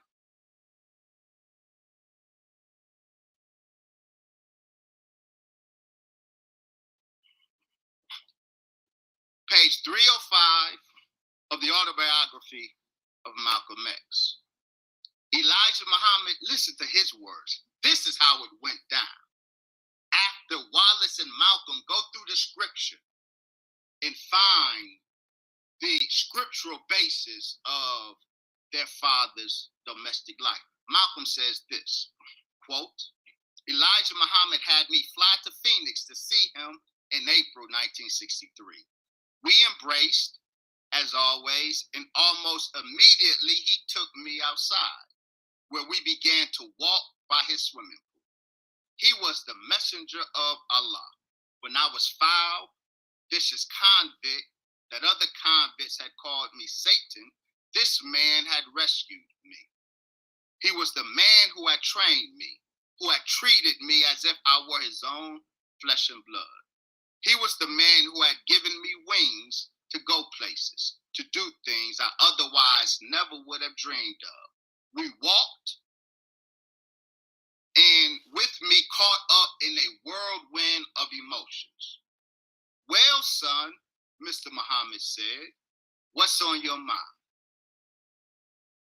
Malcolm says, plainly, frankly, pulling no punches, I told Mr. Muhammad what was being said. And without waiting for any response from him,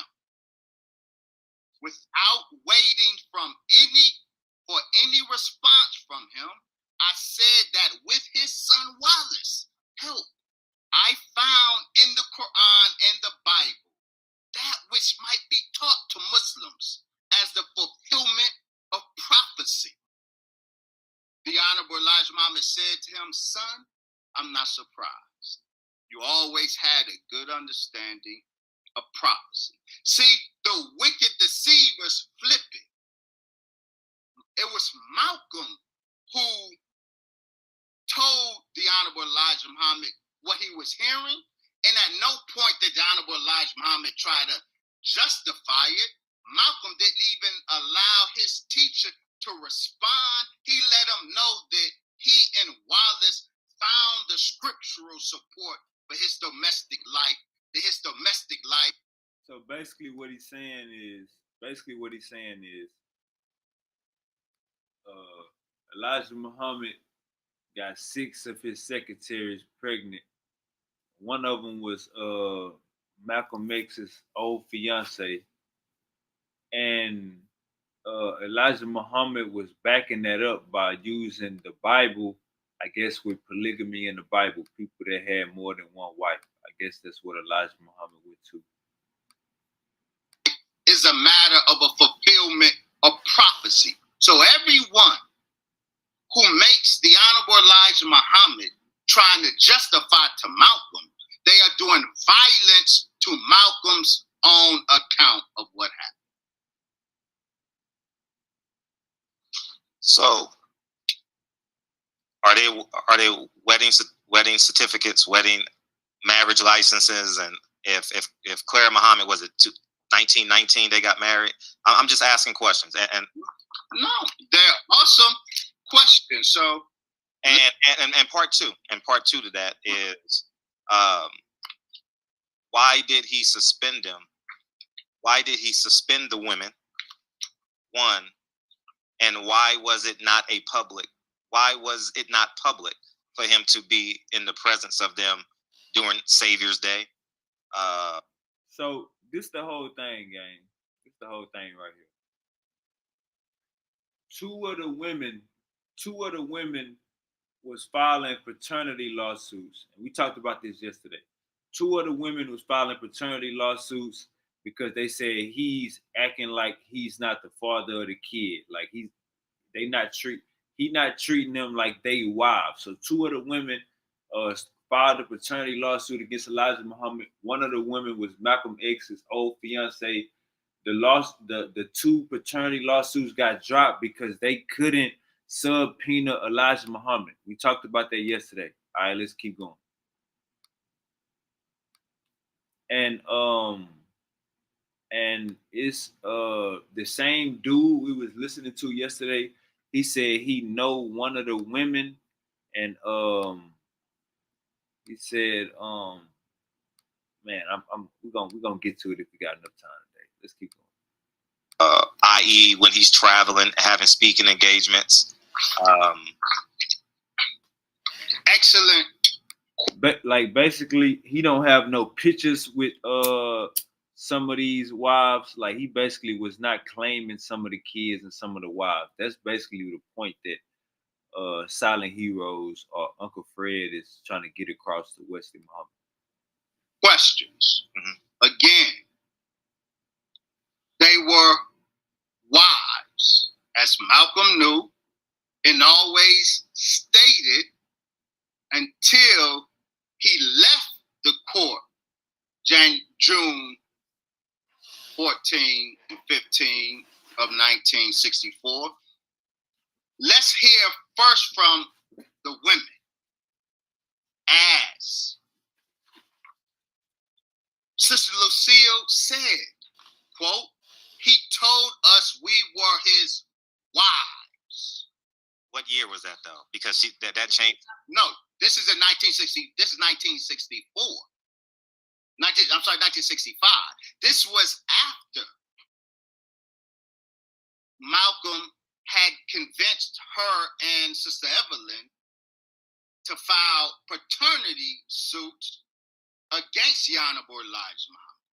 Malcolm convinced them. Malcolm secured attorney Root. And at that time, Lucille's words were, quote, he told us we were his wives. Let's quote Malcolm's words. Then we're going to get to wives. In the courtroom, this is the transcript of the Queen's Court hearing for the house that Malcolm was residing in and that the Nation of Islam was reclaiming. He was represented that day by his attorney, Percy Sutton.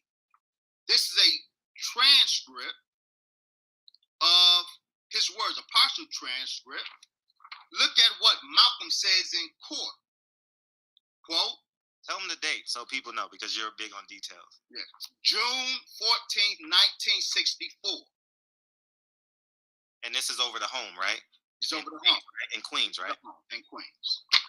Malcolm says in court on that day, quote, I said I would have kept the whole thing secret and private if they would have given me a hearing.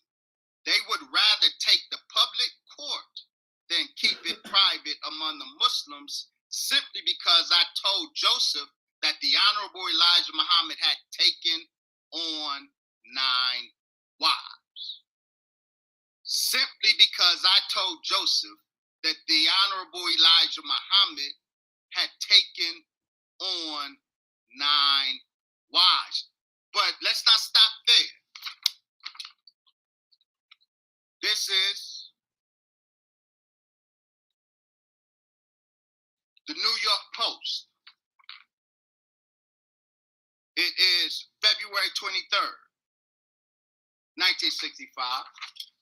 They too quote Malcolm as saying, quote, I told members of my mosque that Elijah was living with 9 wives and 6 children by those wives. But I've since found out it was 7 wives. So in those 3 sentences, he identifies them as wives 3 times. Malcolm always used the language wives because he understood them for what they were. It was after Malcolm in court identified these sisters accurately as his wives, as they identified themselves then as his wives, Malcolm came out of court and before the cameras twist the narrative and you. All right, look, check this out, gang. I just Googled it. It says Elijah Muhammad is reported to have 23 children. 8 of those children were with his wife Clara. So he had 15. Hold up. He had 15 kids.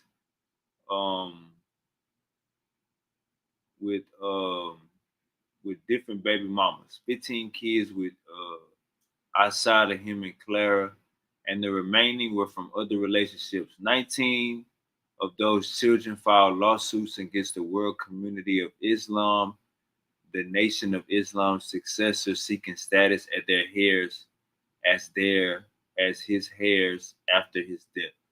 So you got 19 kids that he basically didn't even claim, type shit. Man, come on, let's keep going. Let's keep going. Getting to the bottom of this. I think Uncle Wesley over there sweating. Uses the language teenage secretaries. He didn't say that in court. He said it trying to win in the court of public opinion, but in the actual court, he still stuck to the truth.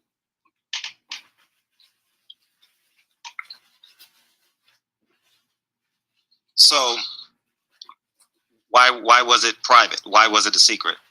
And why did he suspend them if they were his wives? Why did he was very aggressive as it pertains to being a father to those kids, and aggressive like with his dialogue, with his energies, as it pertains to the women and them asking for money? I actually have interviews, and I'm going to clip you, and I have interviews with people that was around him at that time, and I'm going to clip you, and I'll definitely tag you at that point. But the point I want to make is, why was it a secret if those were his wives? Why did he suspend them? Why did he not acknowledge the kids before his vast Nation of Islam? That was his private life. The Nation of Islam at that time, he kept his wives hidden for the same reason he kept the photo of Master Fard Muhammad hidden. Today, you see Muslims holding up the portrait of our Savior, Master Fard Muhammad, freely. And so you might think that that picture was always public in the Nation of Islam. It was not. The picture of our founder was a secret. And when the Los Angeles Herald Examiner, trying to cause mischief, put that portrait out there with a false narrative, that was when Muslims for the first time saw the portrait. It was because the Muslims at the time, only recently being a so-called Negro in America, psychologically wasn't prepared to understand that portrait of the Savior. The same with the domestic life. Y'all hear this shit? Y'all hear this shit?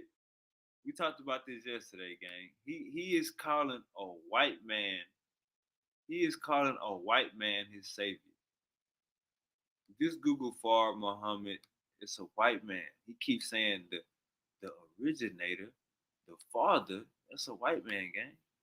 What is he talking about? Of the messenger of God. Most of the Nation of Islam, most of us Muslims, men in particular, only a few days up from being a Negro, a bona fide Negro, shaped and molded into the ways and thinking of the American white man, we were not able to appreciate his domestic life in the divine context that we needed to have. So he did keep it a secret. Now, are you married, brother? Sure. So you know, marriage is a very tumultuous process. The process of a man loving a woman and a woman loving a man, there's a whole bunch of toxic moments in any relationship. So to point out the ups and downs, the tumultuous moments in his relationship with his wives is unfair. I have tumultuous moments. I'm sure you have with yours. I would not want anyone querying me about why me and my wife are having a moment. Now, those same wives who had moments with their husband, we got them on record at that time and till today. They give a clear accounting of their relationship with the Most Honorable Elijah Muhammad, and they give a clear accounting of what happened with Malcolm. If we are going to focus so much on them, then let them speak. Let's respect their perspective, and their perspective was that they were his wives, and they said in their statement, yeah, all husbands and wives have tumultuous moments. You can't ask a man why you having a tumultuous moment with your wife. That's par for the course. So the extension of that question is, why is his 8 kids with Clara Muhammad public and the 13 he had outside private? You mean, why were they? For the exact same reason I just told you why the wives were private. If the wives are private, certainly the children will be private.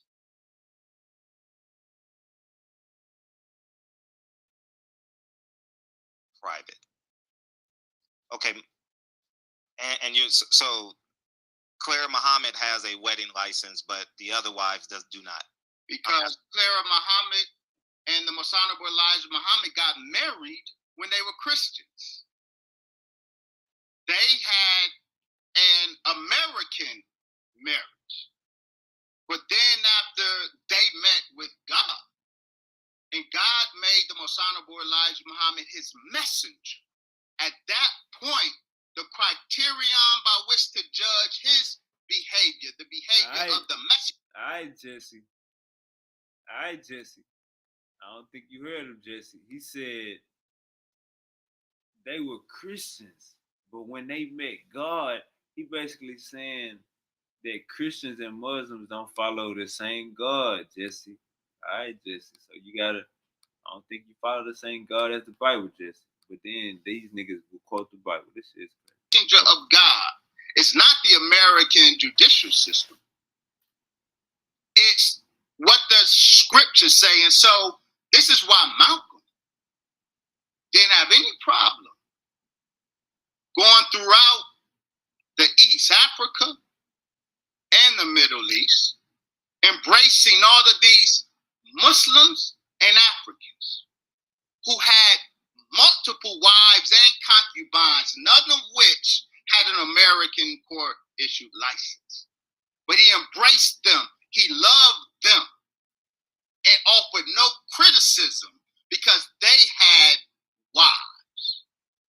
Did Clara Muhammad embrace all those wives? Sister Clara was hurt, as a woman would. This is why, dear brother,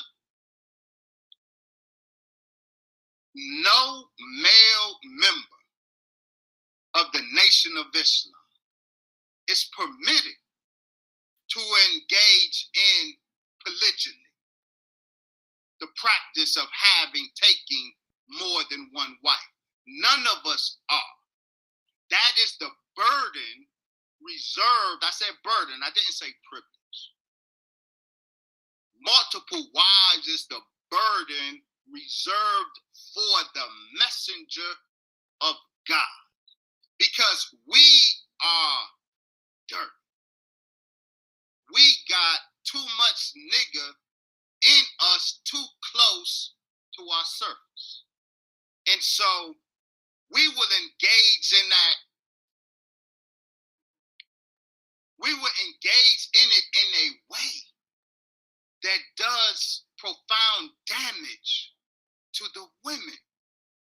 That is a hurtful state of affairs, mostly for the woman. So Sister Clara was deeply hurt. She loved her husband and she never left him, but she was hurt. She did not like it, but you would be hard pressed to find a woman that would like it. The wives of Prophet Muhammad did not like that they weren't the only one.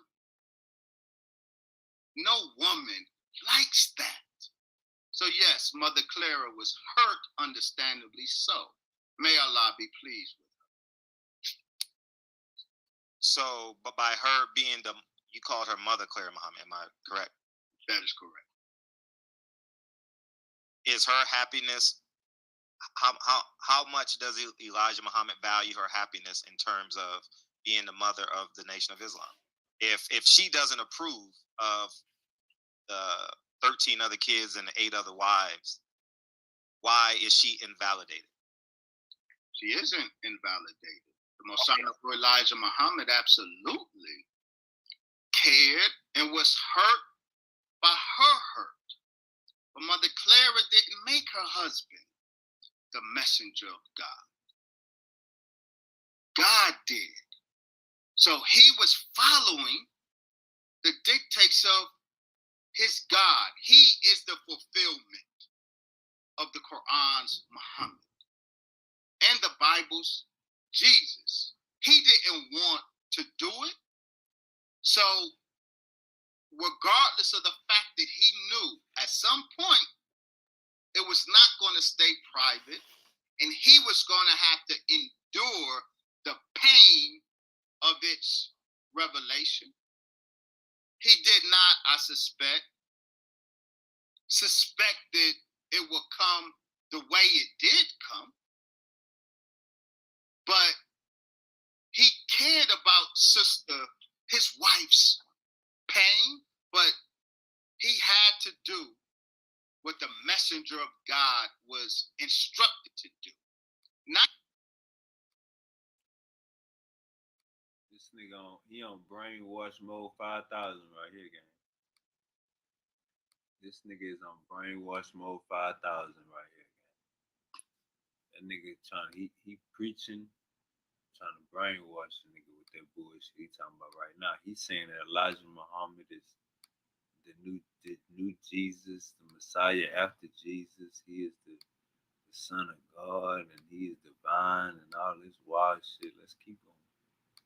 Gotta get the pseudos on record. Not just in that matter, in all matters. Mother Clara did not make him the messenger of God. God made him the messenger of God. So why would you use the word pain? And part two to that is, was Malcolm X right or wrong as it pertains to the women?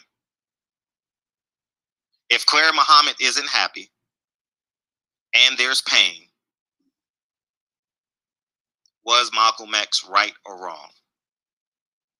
Malcolm X? And what he said about the secretaries. And two. Very wrong. He was very wrong for what? He was maliciously wrong. No. Was he wrong?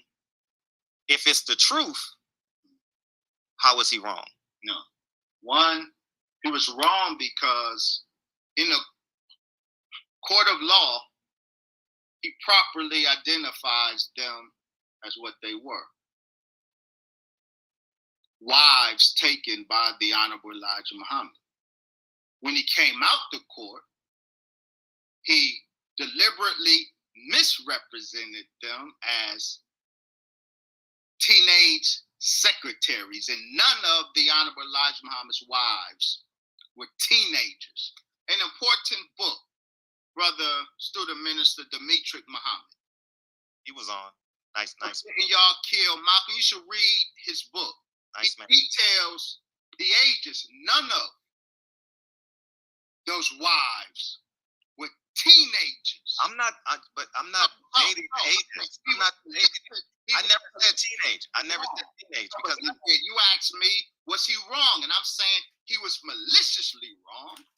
When he spoke the truth in the courtroom, he properly identified those sisters in the courtroom and then came out of the court and engaged the court of public opinion with a deliberate misrepresentation of those women and their relationship to the Honorable Elijah Muhammad. Yes, he was wrong. So why didn't Elijah Muhammad acknowledge his kids? Why did they need a paternity test? No, they didn't. Malcolm, the sisters were pregnant and having a moment with their husband, and Malcolm intervened in that. Malcolm is the one who secured the attorney for him. Malcolm is the one, and you know why he insisted that they file paternity suit? It was not their idea, it never was. Malcolm, when he got bitter over being evicted from his house, Malcolm tried to use his knowledge of the domestic life as a bludgeon against the Honorable Elijah Muhammad. He went to newspapers with the story, and none of them would print it for fear of libel. We have Malcolm, the transcript of Malcolm's calls, complaining that none of the news outlets will run the story they told him. The only way they could run his story is if any of the sisters filed paternity suit. Malcolm took that, went to LA, and insisted that these sisters file a paternity suit. They initially resisted. He secured the attorney for them. He got them to file paternity suit. They say this. So it was not them who was filing paternity suit. It was Malcolm who was filing paternity suit because the papers, the news outlets told him that's the only way they could run his story. Did they file the paternity suit? No, it was never filed. Root once Malcolm was killed and everybody was shook. And so Malcolm sent James 67X to LA and others to handle that detail, that scandalous detail. And when Malcolm was murdered, James 67X was the inside man for this assassination, now known as Abdul Razak. He was the inside man for this assassination. So when Malcolm got killed in a public execution, Malcolm's wasn't an assassination. Martin Luther King's was an assassination. Robert Kennedy's was an assassination. But John F. Kennedy and Malcolm X, those were public executions. And Assistant District Attorney Dermody, Vincent Dermody, he said from that courtroom in New York that the public execution of Malcolm X was an object lesson to his followers. Now, Assistant District Attorney Dermody worked with the FBI to railroad the Nation of Islam. He was an inside man, so when he says the public execution, the brazen, he uses the language brazen, the brazen public execution of Malcolm X was an object lesson to his followers.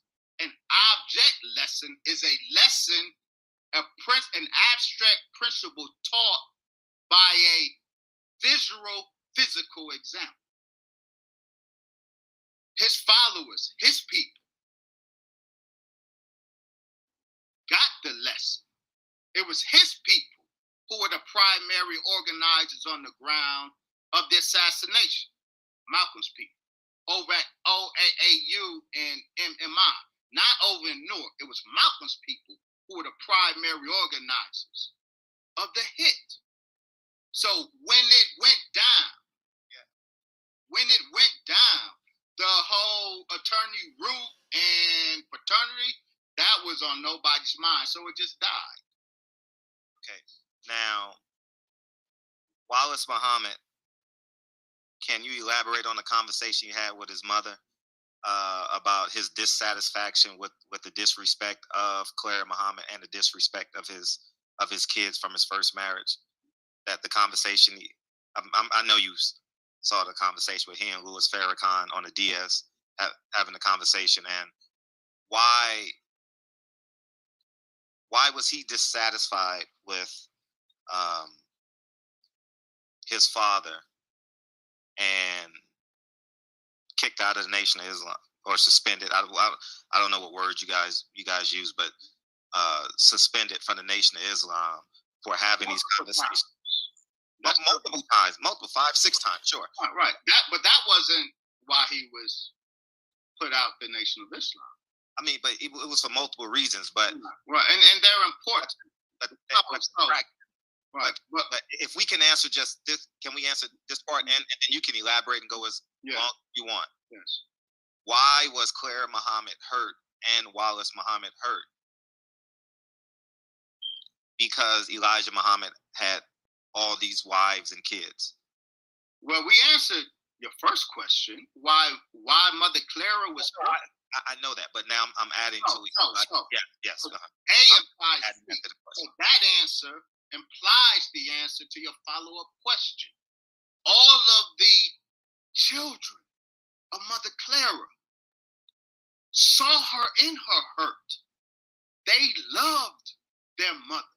And just as Mother Clara couldn't get past her hurt over her husband's domestic life, her children could not get past the hurt it caused their mother.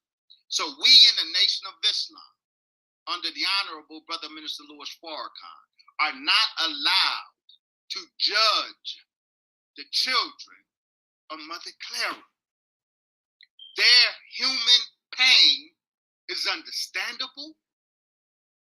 We can't put ourselves in their shoes. We understand why they would be hurt with their mother in that pain. So we accept that. It doesn't change the facts, but we don't judge them for their hurt. Now, Wallace, Imam Warthuddin Muhammad, he also had profound theological disagreements with his father. He got put out of the mosque on occasions because of theological difference. Imam Warthuddin Muhammad did not believe Allah came in a person of Master Fard Muhammad. So that theological battle played out and it reverberated in many different quarters. But the children of Mother Clara, they're human. They experience human pain. And we don't judge them for that. So would you say that Elijah Muhammad broke the vows of he and Clara Muhammad if she has pain? No. Okay, that's fine. No. That's I fine. don't know a man who has a wife Because private cause her pain.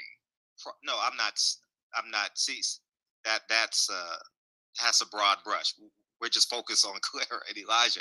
What I'm saying is, allow that man. He's a husband with a wife, and so the normal husband-wife stuff applies. So that's normal. So that's normal. Absolutely, it's normal. How many kids do you have, by the way? That's curiosity. I have 5. How many girls you have? I have 4 girls. Congratulations. You're almost close. You actually was attempting to follow in the footsteps of Malcolm. But let me would you allow either of your 4 daughters to be 9, 10, 11, 12? Say that again? Would you allow either of your daughters to be 9, 10, 11, 12 of Elijah Muhammad's wives? Hey, watch how he flip. Watch how he flip his answer right here. Hey, this is funny. So Fred is asking him, would you allow your daughters to be in polygamous relationships, be number 9, 10, 11, and 12? Initially, he gonna say no, but then he gonna say if God asked one of my daughters to be one of his wives, yes, I would let God marry one of my daughters. Watch how he flipped the script in real time. Asking a question. The honorable, that's an impossibility. Would I allow my daughters? Because I'm trying to understand. Muhammad's wives? Are you asking? Yes, I'm asking. Question: would I allow my daughters? Yes. To engage in a polygynous relationship? Because he's doing God's work. That's why I'm asking. Would you allow your 4 daughters to be wife? You're saying that if I were back in 1965, would I allow? Because there's an illogic. Let's keep it. So 2 questions you can ask me. Would I allow, Brother Wesley? Would you allow your daughters to be a sister wife? Is that what you want to know? Would I allow my daughter to be a sister wife? I would say no, because me, as a man, I can't take sister wives. So I would not want my daughter to be a sister wife. So that goes against your. So that goes against your. The Nation of Islam. It is forbidden for men to take wives, and it is forbidden for women to be sister wives in the Nation of Islam. It was then, it is now. So you would. Hey, this the whole issue, gang. I'm gonna be honest with y'all. This the whole issue. Check me out. We've been rocking for 2 hours. Check me out. Elijah Muhammad, he wanted to have more than one wife. Hold on, let me give me 1 second.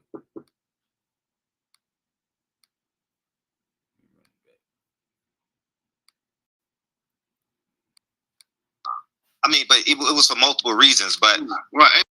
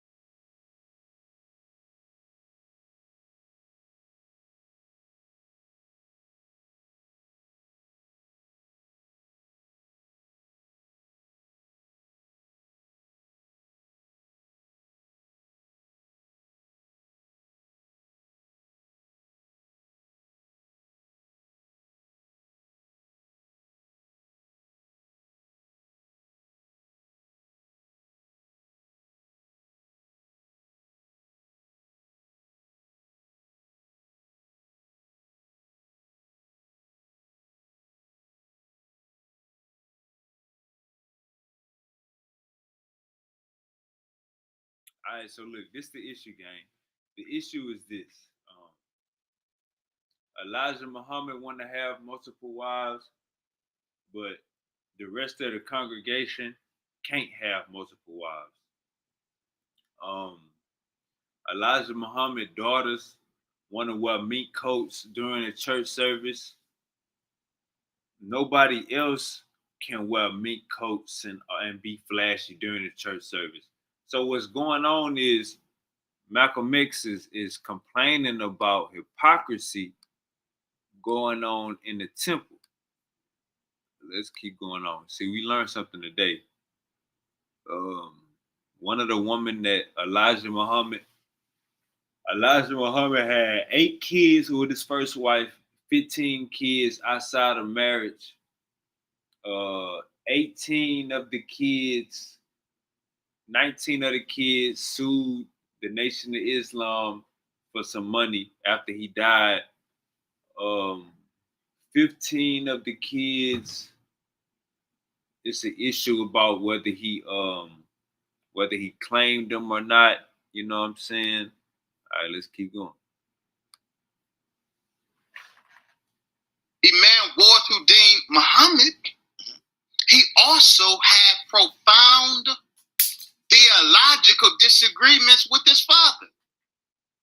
He got put out of the mosque on occasions because of theological difference. Imam Warthuddin Muhammad did not believe Allah came in a person of Master Fard Muhammad. So that theological battle played out and it reverberated in many different quarters. But the children of Mother Clara, they're human. They experience human pain. And we don't judge them for that. So, would you say that Elijah Muhammad broke the vows of he and Clara Muhammad if she has pain? No. Okay, that's fine. No.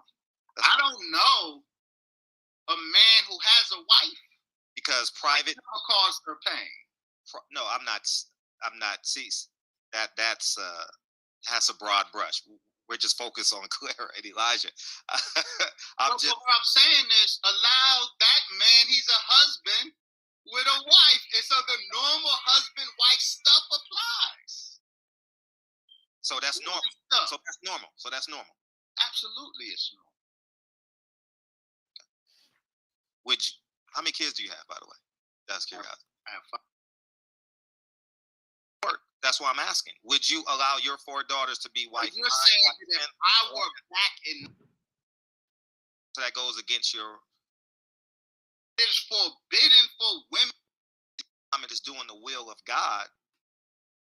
It should you should have no objection to. Well, no. If would I be happy if my daughter was a wife of the Christ? Absolutely, I would. You said daughter. Daughter, yeah, we're talking about my daughter. Would I allow or approve of my daughter being the sister wife of some brother FOI? No. Would I be happy if the Christ selected my progeny to build the new world through? I would be ecstatic. Man, y'all hear this shit? Y'all hear this shit? That nigga said, my progeny?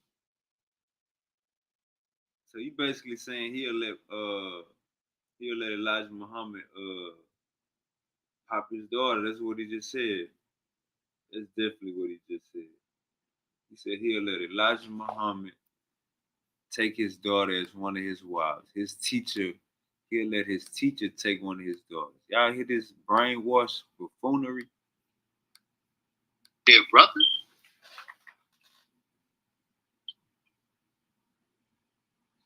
So you wouldn't object. I'm trying to get clarification on because you just flip flopped in your answer. So what I'm no, there's 2 levels of answer. And that's why I keep saying that there's a difference. I don't know why you're not recognizing. No, I'm not. We're drawn between the messenger of God, yes, and Brother Wesley. Brother Wesley can't take no sister wives. So you could not you. I said. So you could handle, you would give your daughter away to Elijah Muhammad being child number 22, wife number 9, and staying in private. Oh, absolutely. If I were in that day. Okay. So you want to retroject me and my daughters back in 1965. And I only ask you that for your ideology, not out of disrespect for your daughters. I'm just I'm saying to you. I'm saying that to an audience because I don't want. And it's important that you don't miss the nuanced point that I keep trying to give to you. We're talking the messenger of God's domestic life. It's not the template for FOI's domestic life. And so, no, I would not allow my daughter to be a sister wife to any brother. But if the messenger of God selected my daughter as a divine wife, a mother of the faithful, yes, I would be ecstatic. And I would understand, dear brother, that there's a lot that goes with that. That very difficult and burdensome situation because it's a divine situation. Those circumstances are above my intellectual and spiritual pay grade. That's real fancy. Okay, now let's digress to Malcolm and Islam. You said in Islam you can have more than one wife. It allows you to have more than one wife because this is not this ideology in this country, right? I'm paraphrasing what you're saying for understanding. My understanding. I'm regurgitating my understanding. So if you don't agree with a normal Nation of Islam member having more than one wife, which is allowed by the Quran, according to what you just said 35 minutes ago. I have it in my notes. I say it right now. Oh, I know. Why would you forbid your daughters in 2021 to do it if the Quran, in which you follow every day of your life, allows it? The Quran allows, under certain circumstances, the taking of 4 wives.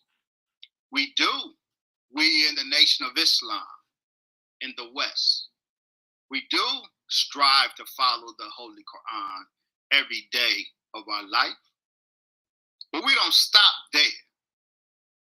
This is the son of Islam that's rising in the West, rather than the son of Islam that has historically rose in the East. So while the Quran permits it, the Nation of Islam in the West forbids it for the male members at this time. It's circumstantial. That same Quran also allows concubines. It allows concubinage. What the right hand possesses, concubine a female slave taken in war. But we in the Nation of Islam are not going to engage in the practice of concubinage. So everything that's permitted in the Quran isn't prescribed for us here in the West, because we're talking about the so-called Negro who was born in the sin and shaped in the iniquity of American white supremacy. So the religion of Islam is regional. Oh, in its manifestation, it's very regional. It's profoundly regional in its manifestation. God is regional. That's interesting. No, you didn't talk about God. You said Islam. And I'm saying, but Allah is God. So I'm saying, well, but God ain't Islam in its local manifestations. Indonesian Islam is not the same as Nigerian Islam. Yemeni Islam is not the same as South Africa in its manifestation. So the manifestation of Islam, the articulation. Hey man, watching out for these cults. Let me see how far we got in that video. We are an hour and a half in. We watching out for these cults, you know what I'm saying, and we keeping the people informed so we can know what not to look for. You know what I'm saying? We keeping the people informed so they can know what not to look for. Hey man, yeah, it's definitely old 2021. Hey man, we keeping our eyes out for these goddamn cults.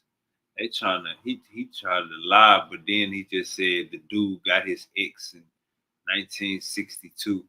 Hey, look, bro, you motherfuckers is guilty. You know what I'm saying? As long as you got Super Wavy here, I'm gonna stand on the neck of the ancestors, stand on the shoulders of the ancestors, and we're gonna keep getting this goddamn information out. You know what I'm saying? We learn every day. Today we just learned that Malcolm X fiance got pregnant by Elijah Muhammad. You know what I'm saying? Then Elijah Muhammad wasn't trying to claim her as his wife or wasn't trying to claim the kid or something like that. That's when Malcolm X stepped in and that's when he felt some type of way about it, I guess. Hey man, y'all know the motto, we learn every goddamn day. You know what I'm saying? I'm about to go get me something to eat. And we on the Malcolm X marathon. So for the next couple of days, I'm gonna be going live and we're gonna be dropping this Malcolm X knowledge. Today we learned Wesley Muhammad gave us like 3 or 4 names, you know what I'm saying, to look into, do our research on. So we gonna dig this shit piece by piece, and every day we gonna learn some new shit, you know what I'm saying? I think we all learned some new shit just off of the fact that what Wesley Muhammad is actually attributing to. You know what I'm saying? It's like he's killing himself, but then he's adding all of these details and rabbit holes to make it seem like, okay, it's not that bad.